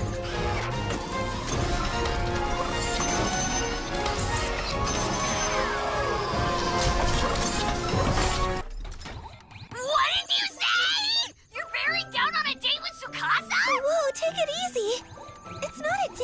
just asked if I'd go out with him. That's what normal people call a date, Ringo! It's two humans go out somewhere and have a good time together!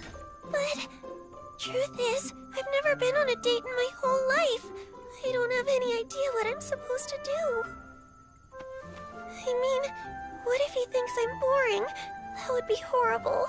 It's too scary. Maybe I should just turn him down. What do you mean? You have a chance to impress him! It's a great opportunity! Are you just gonna stand there and let Leroy steal Tsukasa from you? No way. I can do this. But I need help. Have I got this right? You want to know how to get a lot closer to a man? No problem. I can help with that. I've had many successful encounters with beings of the opposite gender. Really? What's your secret? Oh, nothing very difficult. I happen to have a talented pair of lips.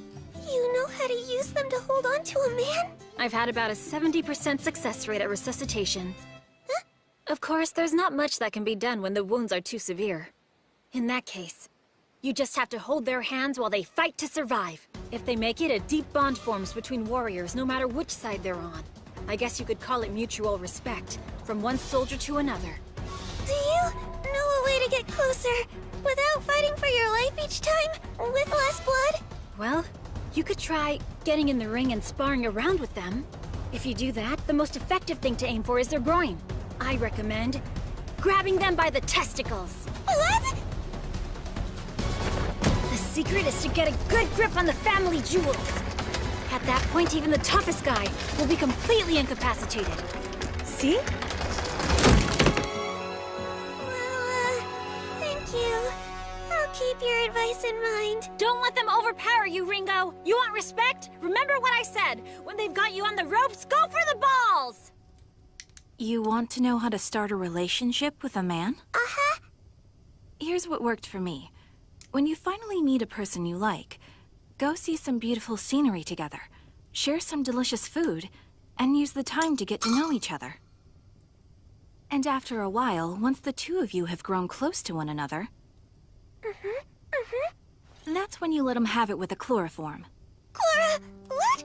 Yes, you soak a handkerchief in it until it's good and wet, then you simply place it over his nose and mouth until he passes out.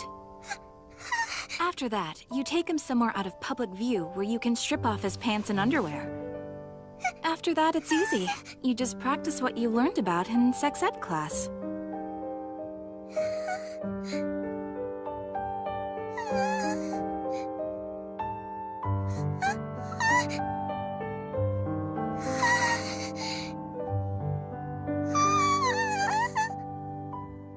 Was my advice helpful to you? For the future, absolutely. What do I do? I don't know who to talk to. You seem troubled, Ringo. Huh? Is that you, Shinobu? Nin! I understand. So this is all about Tsukasa, right? Yeah. Okay, girl, you've come to the right person. I'm very skilled in the art of coaxing a man into a trap and then keeping him from escaping. I don't want to entrap him. I was just hoping he and I could have a normal relationship. You're so naive, Ringo. Love is a hunt. You mean with weapons? Yes, except the weapons in this case are you and your skills. And the object is capture and release. I intend to teach you some ninja magic, young woman. Nin! I was just hoping for some dating advice.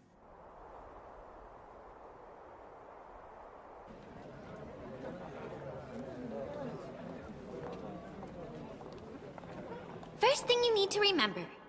It's an iron rule. You must go to the rendezvous spot earlier than the man, so you can check it out. I'm doing as you instructed, Shinobu. So now what? There he is! Today, I'm a love hunter. Me. Kapow! Oh, there you are. What are you doing back there, hiding? Good thing I looked around. I almost missed you. Your face is a little red. Are you all right? I'm fine. It's probably just a sunburn. Are you sure? We could do this another time. No, really, I Okay, let's go on the tour. It should be interesting. I know it's a little bit early to eat, but maybe we could get lunch at that place you told me about. Sure.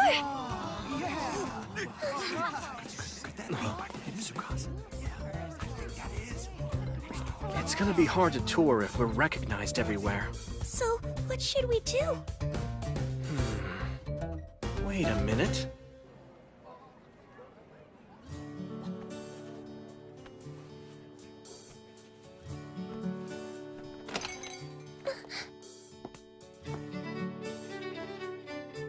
Here I am. So, what do you think? He looks so awesome! He's cool and cute at the same time! He's even more attractive than he is in his normal clothes! Ringo? Hello, Ringo. You look very good in that outfit! You really think so? Thanks for that. By the way, you're looking pretty cute yourself. Thanks, Tsukasa! Look at them. So pretty! Are they Byuma nobles? They light up the square. Uh-huh. Looks like we're still attracting attention, but it shouldn't interfere with our tour. Yes, I suppose you're right. I'm so intimidated. He probably thinks I'm terrible company. Listen, Ringo. When the time's right, you can't lose your nerve. You need to line up your target, pull the trigger, and bag your trophy. I have to get in the right frame of mind. Today, I'm a love hunter. The first thing I should do is to find some way to casually take hold of his hand. If you find it too difficult to make that move yourself, then your only alternative is to try the nuclear option. You pretend to slip, and being a gentleman, he'll grab your hand to keep you from falling. You win. You've now accomplished your objective. You walk down the street holding hands like lovers. If I don't do this, I won't be able to get close to him. So I have to do it.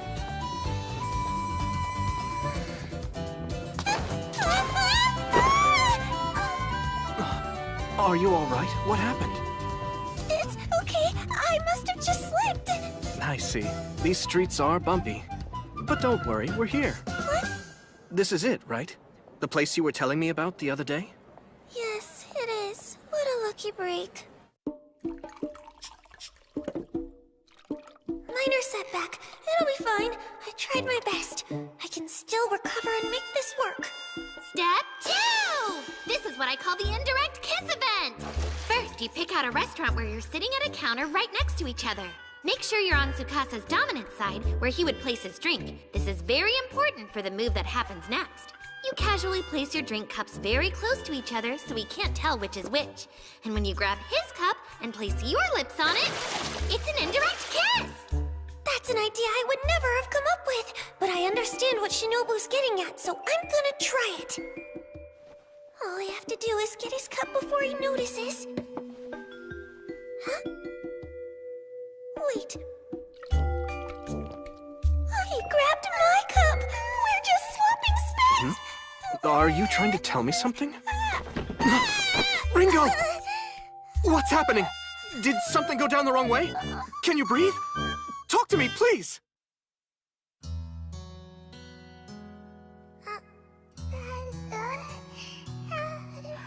Congratulations, Dr. Ohoshi. Your research into genetics has resulted in you giving birth to the prodigy of the century. Ringo, it's time to eat.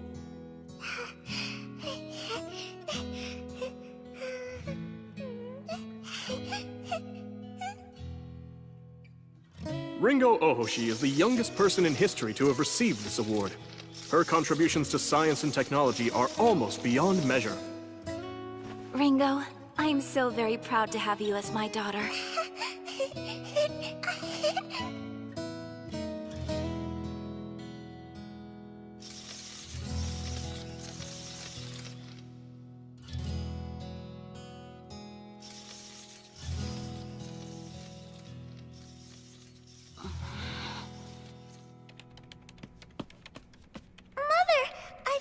Constructing the super high-efficiency solar panels using the liquid metal I invented last week. Also, I helped out with the RRM system you were working on and was able to finish it for you. What? Is something wrong? Quit bragging about your achievements! You're a freak of nature! I'm sorry. I don't understand. I must be doing something wrong. Maybe if I figure it out, she'll go back to being nice to me again. I just have to try harder. Mother, please don't go! I don't know what I did, but I'm sorry! You've turned into a monster. I never should have had you.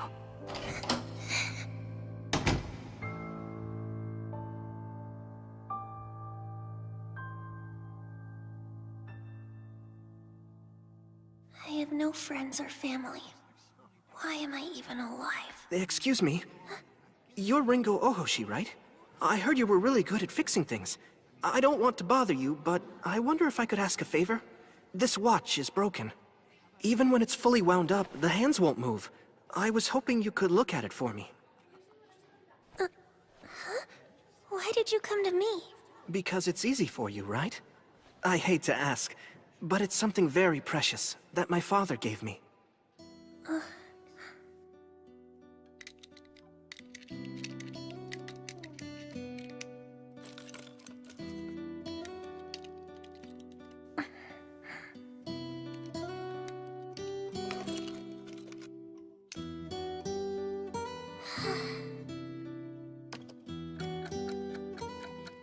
Thanks so much. You're fantastic.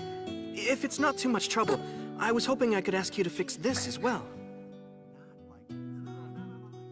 I appreciate it.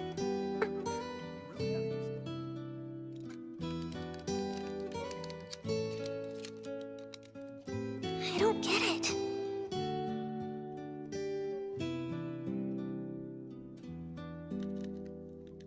I don't even know that boy. So why does he keep bringing me broken things to fix day after day? I wonder where you are now, Mother. You never call. I miss you.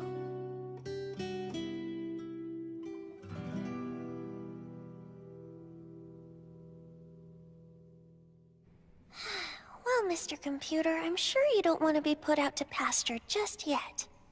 So what seems to be your problem?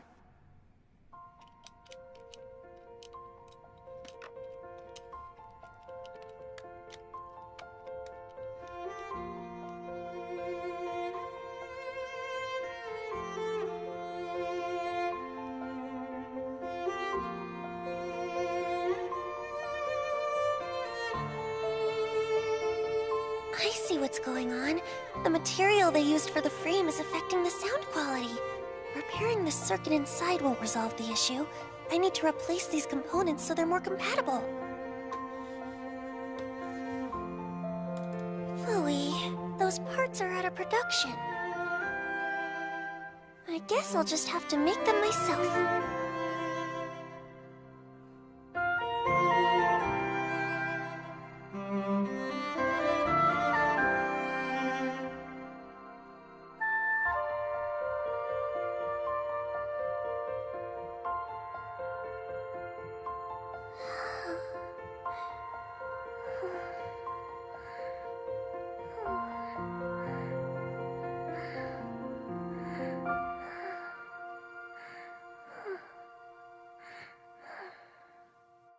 I'm sorry. I can't fix things for you anymore. I want to devote my time to inventing. I want to build things from scratch. I see. I'm glad to hear it. Why was he smiling when I said I couldn't fix things for him anymore? I'm sorry to keep asking for your help, Mikogami. Don't worry, it's fine. But I did want to come by and talk to you. I'm afraid I can't help from now on. My resource isn't going to be available anymore. Oh, that's too bad. Thank her for what she's done so far. She is amazing. I hope she realizes what a talent she has.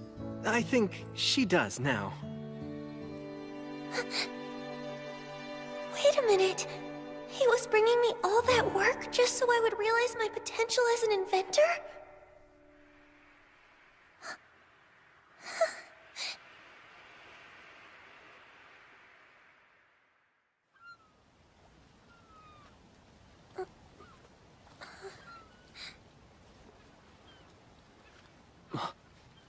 Thank goodness. You're finally awake.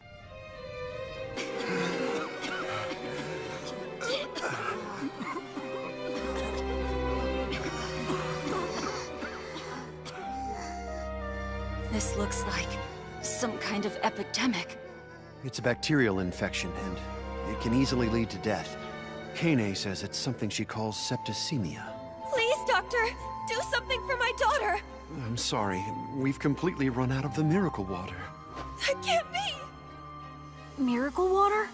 It's a medicine Kane was able to create that she calls antibiotics. We've had so many patients, we can't produce enough to treat them all. Mama, where are you? It's okay. I'm right here, sweetheart. It hurts. Please make it stop. Gatakatsuki! Can you do something to save my daughter, please? I'm begging you! This is horrible. They're so desperate, and I don't have the power to save them. What a cold-hearted god you must be. Just imagine abandoning an ailing child. It's a scenario the devil might have dreamed up. Apparently, the god of the Seven Light Faith has no intention of saving the people who suffer from this plague. And who are these people? They're members of the medical guild here in Gustav. Indeed. I'm the head of the medical guild, Count Sorrentius. Would you like us to save your daughter? How? If you use this secret medicine, within moments you'll be able to relieve your child of her pain. What?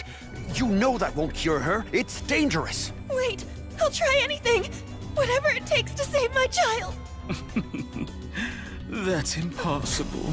I'm afraid our hands are tied.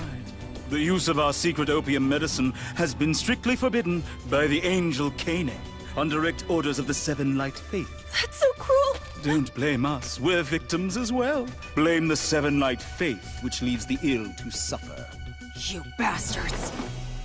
Now listen to me, humans. No one said we would not save this child. Of course we're going to save her! And before we're through, we will have saved all the other patients as well! It will happen through the miracle of the healing power I bestowed on my angel Kane! What? Akatsuki speaks the truth, as I will now demonstrate. Kane, you're here! Oh, really? How will you do that? You're out of your miracle water, aren't you? That's right. At the moment, I can't supply the necessary amount of penicillin, or what you have referred to as miracle water. For that reason, I'll be making all the medicine we need with this. From that, what do you have there? You're going to make your medicine from a piece of coal. You gonna feed them pebbles? At least they won't be deficient in their minerals. You're ambitious. However, if your medicine somehow fails to work, I guess you'll have no choice but to lift the ban on our opium, won't you? You think? Don't hold your breath.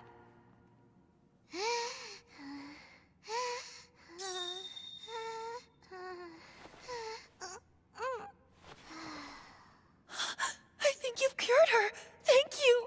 Listen, all I've done is ease her symptoms. But a person's will to live is very strong. So don't give up, and take care of your daughter until I can get her the medicine she needs. Yes. Sorry, you guys, but that so-called doctor was ticking me off, and I couldn't take it anymore. Well, forget about it. That guy's a big blowhard. If you hadn't said anything, I was about to. Tell me, Kane, can you really make medicine from coal? It sounds kinda crazy to me. It's not crazy. I can make the miracle drug that once defeated septicemia. It was called the magic bullet back then. Did I hear right? We're gonna try to make this medicine ourselves? I mean, isn't it better to have Ringo handle something like this? Maybe. However, she's not available right now. She's working on some secret project. Sorry you had to wait for me! What brings you here? I need her. I want to borrow her magic powers to complete this process. Oh, really? Yes. I had a long talk with Tsukasa and Ringo about this.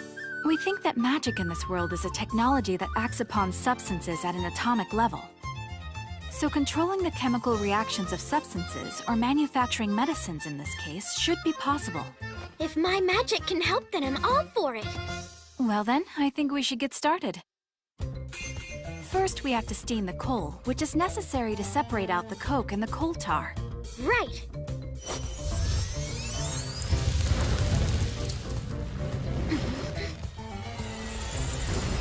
There's something black and syrupy in the cauldron. That's good. Now the next step is to heat up that coal tar and transfer the steam from it to the cauldron on the right.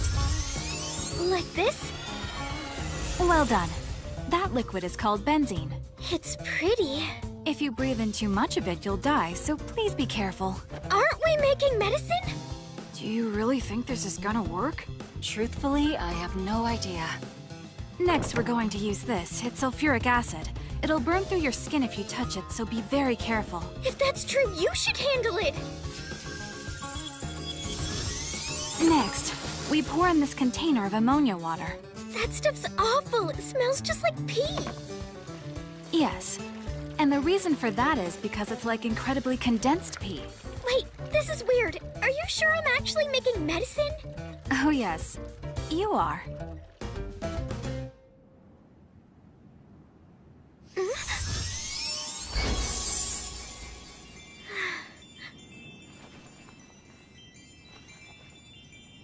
All right, it's finished. You mean that condensation is it? That's right. This was history's first synthesized antimicrobial. The magic bullet, sulfonamide. All right, people. I want you to administer this new medicine to every patient. On it.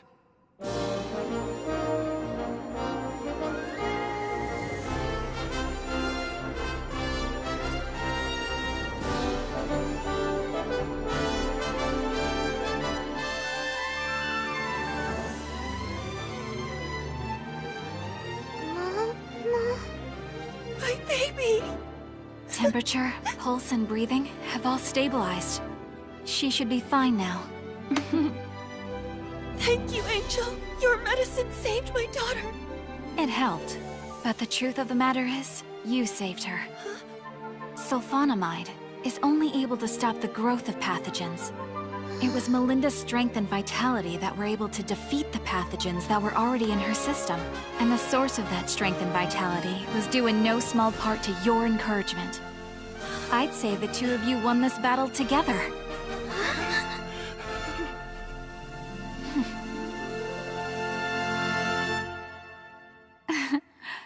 Looks like we might have a spy. I can't believe she created medicine from a rock. If she keeps this up, we're going to be out of business. How do we fight this? From what you said, the medicine was concocted by their mage woman, right? Yes, that's what I was told. Then isolate the girl and threaten her. Get her to change that medicine into poison. Torture her. Do whatever it takes. Once patients start dying from the Seven Light Faith's medicine, both their power and reputation will be destroyed. You're so predictable. I suspected you would try this maneuver. Evening, gentlemen. Hope you don't mind the intrusion. What are you doing here?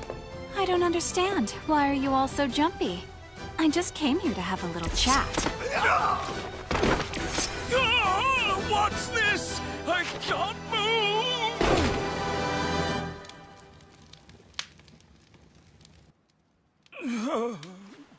What are you planning to do? I told you. I just came by to talk. But that communication might end up being directly through your brain. Did you know it's possible to change a person's opinions, personality, and anything else to suit your needs? It turns out it's easy when you tinker with their brain cells. Look, you win, all right? I'll give up trying to oppose you, and I'll become your faithful servant. Just spare me, please! Don't be such a fraidy cat. The anesthesia will kick in soon. You're a demon.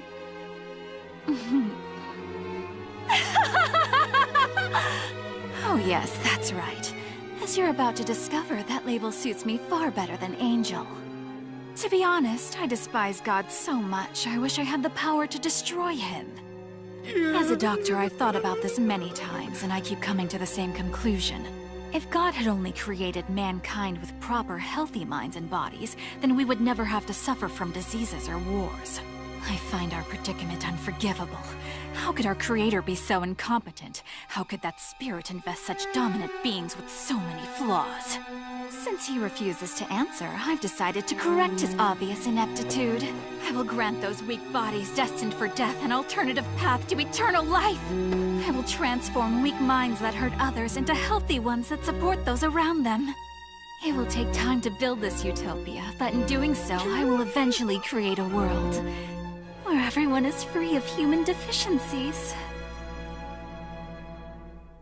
Thank you, guys! I'm so glad you're doing better, Melinda! A patient smile is the greatest reward of all. Don't you agree? I do indeed. Wonderful! Our medical guild is behind you. We'll support the Seven Light Faith with all our power. So, lots of work to do! I heard his values had changed a lot after he was attacked by robbers in his mansion. But he's like a different person now, and it's kind of creepy. You should try to get along with him, though. After all these years, he's apparently seen the light.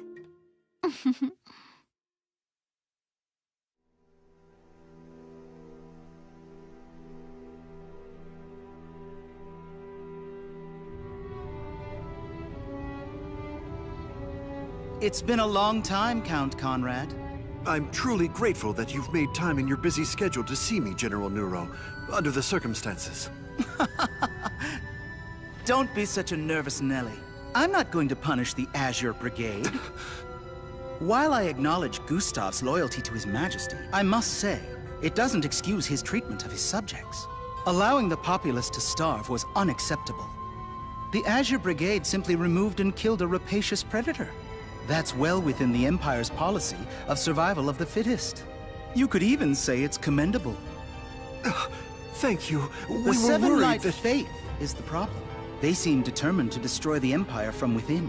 I must tell you, I've heard rumors that the Azure Brigade has been working with them. We had no choice. I already knew that. The Azure Brigade currently lacks the forces to fight against the Seven Light Faith. Am I right? Yes, Your Grace. We can remedy that by providing you with a secret weapon.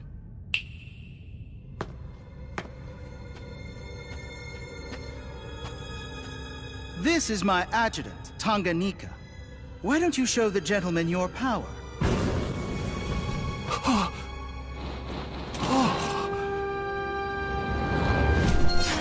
That looks like Gustav's weapon, Heaven's Flames.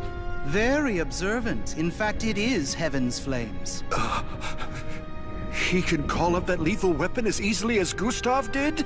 Oh yes, and I'm prepared to make him available when your brigade confronts the Seven Light Faith. I'll even send 10,000 troops as reinforcements. With that much power on your side, you should be able to overcome those upstart rebels and destroy them completely. Yes, we will eliminate those impudent fools for defying our might, in the name of the Emperor.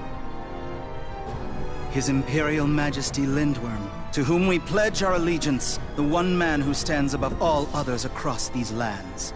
The days of the Seven Light Faith, which proclaims false gods and preaches equality for all, are numbered, my friend. Looks like you finished it. Thank you so much, Ringo.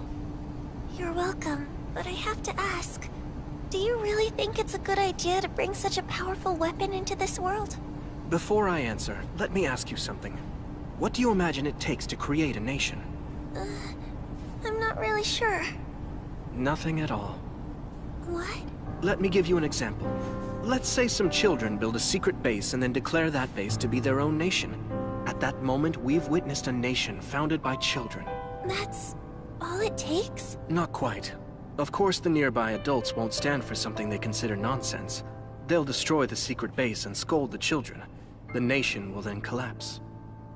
The fact of the matter is, it's very easy to found a nation, but it takes massive power to maintain its sovereignty. I make you this solemn vow, Count Bloomheart. I will make sure the Azure Brigade you created stays true to your vision. We will change the Empire into a nation where people can live humanely. Is that you, Reisenach? I thought you headed out to help rebuild the impoverished villages. I finished up that assignment much sooner than expected. Where is Count Conrad? He left earlier to go to his meeting. Really? I'm surprised you didn't go with him as his bodyguard. He didn't need me. I was given other orders, actually. Well now, you're pretty fast on your feet. Ryzenok! What the hell are you doing? As I said, I'm following orders. To kill you. Why me? What's the point? Don't anybody interfere. I'll take her down myself. You can't dodge me forever!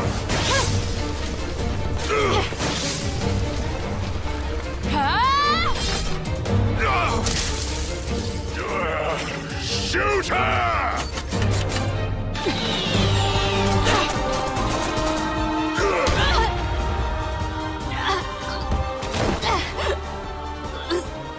Ryzenok! You're a coward! Shut up already! Have you no pride at all as a knight? Both the Lord and his retainer are so naive. Bloomheart said the exact same thing just before he died. Have I no pride as a knight? Ha! How do you know what his last words were? Do I have to spell it out for you? How dense can you be? I know because I'm the one who killed Bloomheart. But I do agree with one thing. Gustav went too far. If you kill off the peasants, who are you supposed to squeeze for taxes? You scumbag! You paid for this! You know, it'd be a waste to just kill her. Sure, have at her.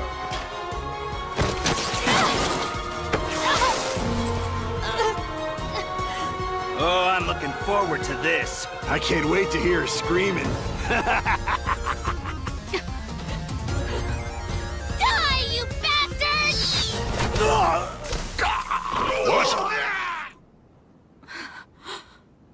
Looks like I got here just in the nick of time. Well, hello! It's been a while, Jean. Shinobu? Looks to me like someone's decided to get rid of all the doves in the Azure Brigade. And if that's true, the Azure Brigade has decided to rejoin the Empire and fight the Seven Light Faith. You're too smart for your own good. Thank you, Shinobu. But why? Because you're my friend. You ready to take this guy out? Yes. You little shits. An extra opponent isn't gonna change the outcome!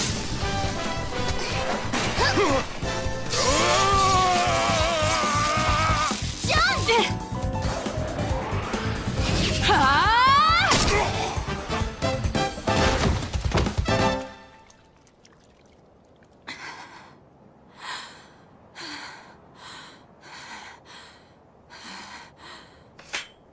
I've seen that sword before. Yes. It originally belonged to Count Bloomheart. I asked if I could have it, as a memento after the last battle. I know you two were close. You really looked up to him, didn't you? Whatever kind of woman I am today is a direct result of being trained by the Count. There's something I want you to see, Jean. I can't believe this whole complex exists beneath Uranus Castle. It's an underground shelter only a few people know about. That makes it the perfect place to hide secrets. What kind of secrets?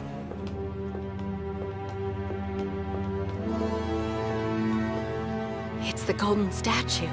Conrad's been telling people he didn't know where it went, but obviously he spirited it away and hid it here. This abomination was created by literally starving the people until they had nothing left. He was willing to sell us out. Count Bloomheart warned us. He said the current empire was immoral. He said survival of the fittest may be a law of nature, but it makes us no different than animals.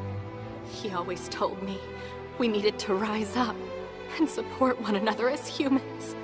The Azure Brigade was founded on those ideals, but look what's happened. What have we become? The Azure Brigade may have lost its way, but those ideals are still alive. They remain as strong as ever, deep within your heart. You come along with me.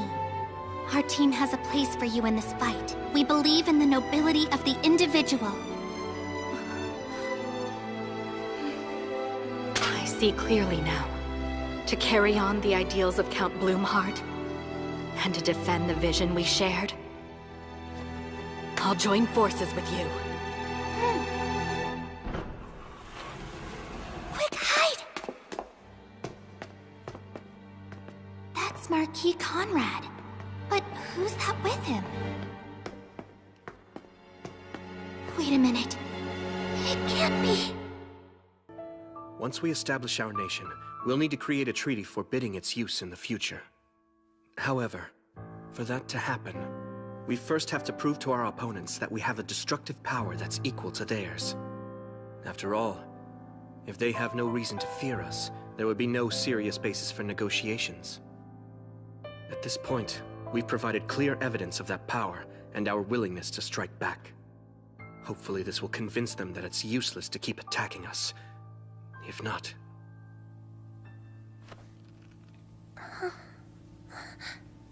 we may have to go to war. But for now at least, we have a chance to bring some happiness to this world. I see what he was up to when he asked for my help. There's something I need from you, and it's important. He purposefully phrased his request in such a way that he would take all the responsibility, and I would be blameless for whatever damage or casualties resulted from my work. He was hoping the other side would see reason, that it wouldn't come to the point where the weapon had to be used. Now he's beating himself up that he couldn't find a way to avoid it, and a lot of people died as a result. You don't need to take all this on by yourself. I'm sure that if there were options, you would have gladly taken them. I left you no choice. The truth is, you're a good person. Thanks for that. It means a lot.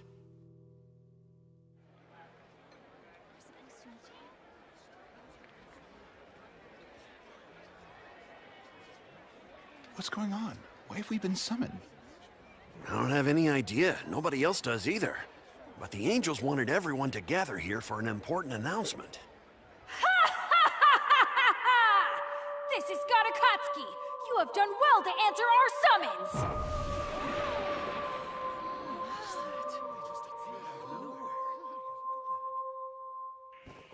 I need everyone's full attention! For all the followers of the Seven Light Faith, we have an important divine message to pass on! Angel Tsukasa, step forward!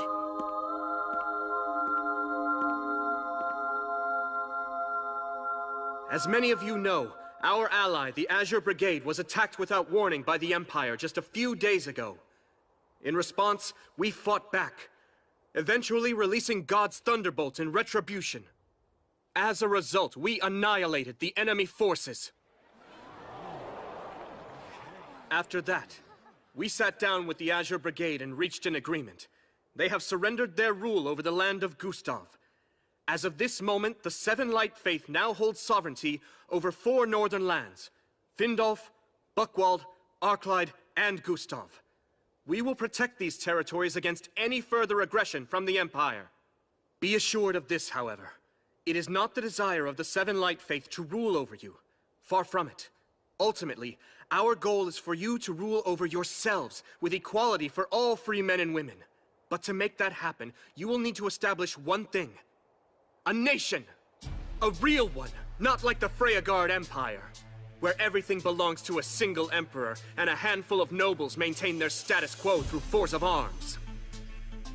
I'm talking about something else. Something new. A nation owned by all. Run by people elected to office. A republic! I understand you may be confused by this unfamiliar term, but trust me, it's the culmination of freedom. You know how unjust it is when a select few people have control over you. How unfair it is to be cheated out of the rewards of your labor. Are you willing to pass that injustice on to your children? To have them become slaves to a monarchy? Is that the legacy you want to leave them? Yeah, he makes sense. I want my kids to have a better life than I've had. Then each of you must rise up and throw off the shackles of servitude. To that end, we of the Seven Light Faith will be here to help. You heard him. Akatsuki will help us. And the angels as well. So let me ask each of you this question. Are you fully prepared to step forward as individuals and fight for your own freedom and equality?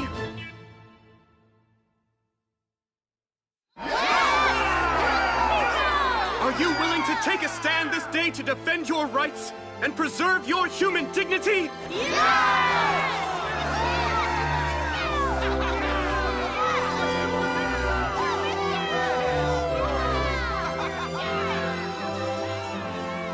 Well then, from this moment forward, the Seven Light Faith proclaims, this new nation will now be known as the Elm Republic!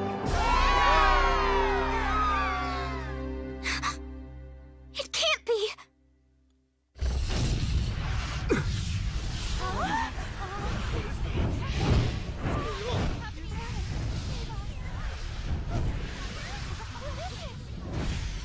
Evacuate everyone, quickly!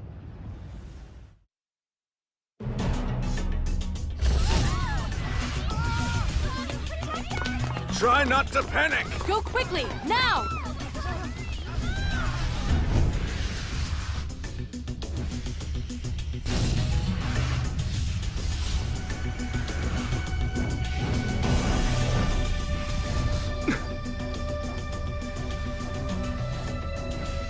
To Gustav, how in the world? The time has come to die. I will destroy all of you. No human could survive that missile. It's over. There's no escaping me. Time to die!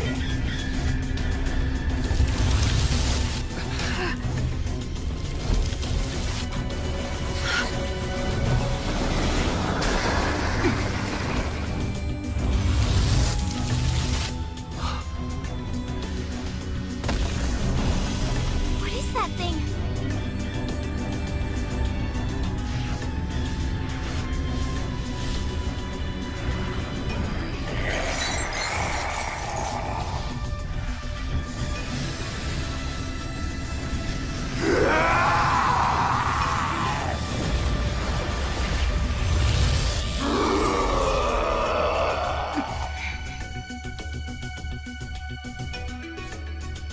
I'm going to send all of you straight to hell!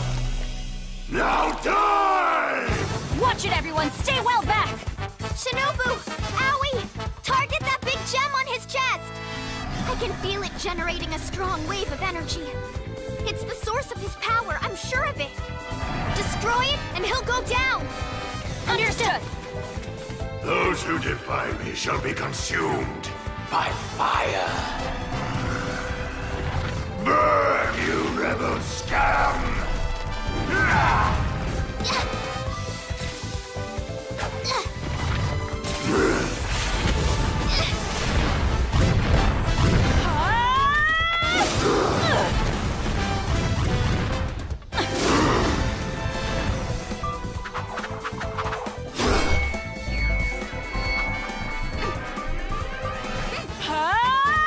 Art of strength! Foe slaying flash!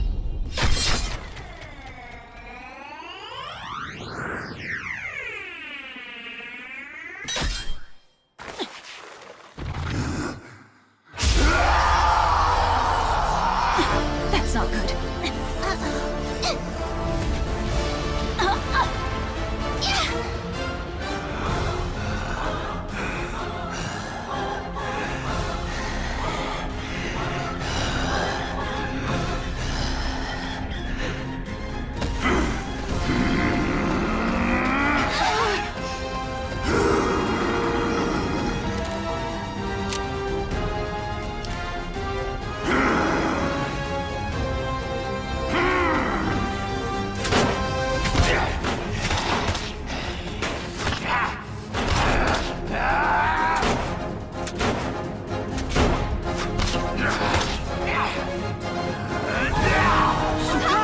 Watch out!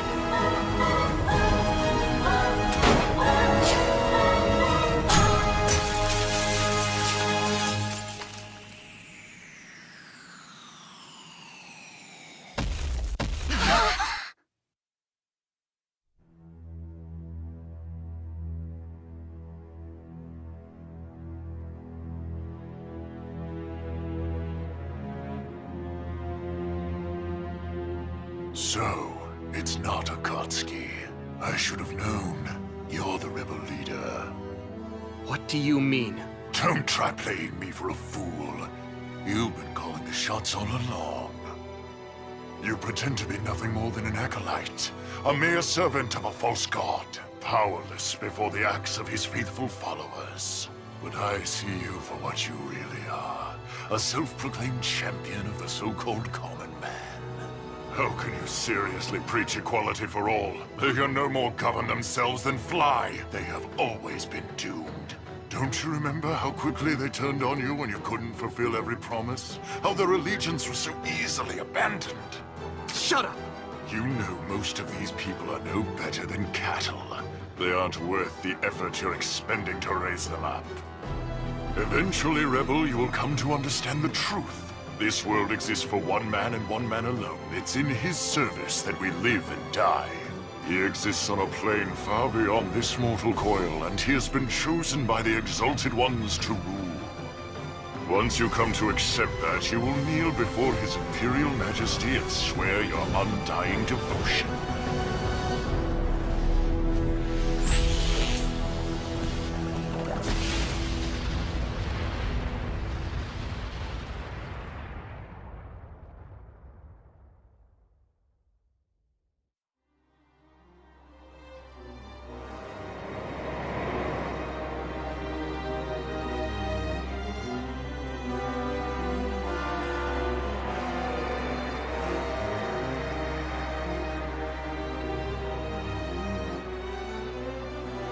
Lady Kaguya.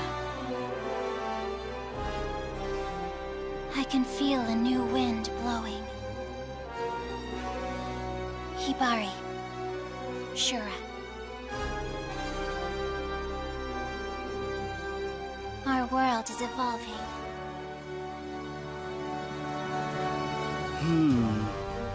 Their attack was ruthless. And I appear to have misjudged the extent of their power.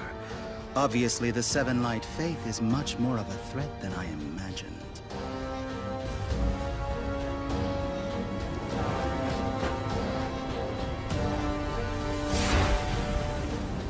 You know most of these people are no better than cattle.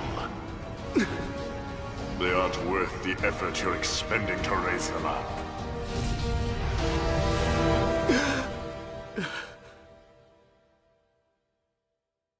Was that a dream? I know deep down that I'm an imposter. Masato, Ringo, Akatsuki, Aoi, Kane, Shinobu. What a remarkable crew. They're all talented individuals with unique powers, able to do things most people can only dream of. They truly are prodigies. But not me. I'm just conducting politics in a way anyone else could, using techniques that have been around forever. How am I supposed to defeat some superhuman leader? This world exists for one man and one man alone. He exists on a plane far beyond this mortal coil, and he has been chosen by the Exalted Ones to rule. I assume he was referring to Emperor Lindworm von Freyagard. If it turns out he does have superhuman powers, is it even possible to defeat him?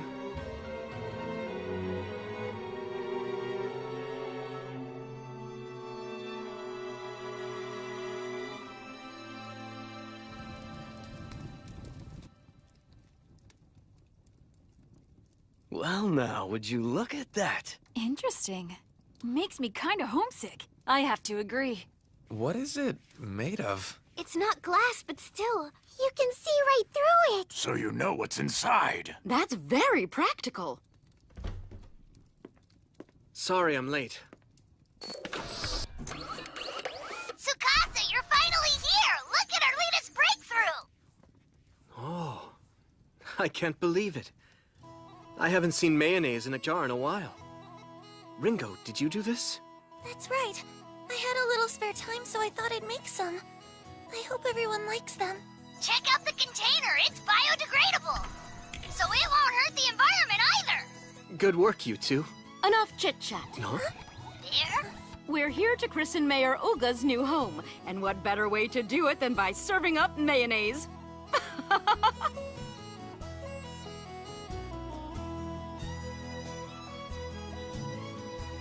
All right, everybody. Here's to Mayor Olga's newly rebuilt home. Cheers! Cheers! Man, your home cooking is the best I've ever tasted, Winona. Oh, thank you. You certainly know how to flatter a girl. Hey, this batch of bread is really yummy. Allie offered to use her muscles to help. Right? Yeah, I beat that dough till it was good and soft. Hey, guys. I apologize for doing this while you're eating, but we need to plan for what's next. I have some ideas for the future of the Elm Republic. Is it okay if I share them with you? In that case, let's start.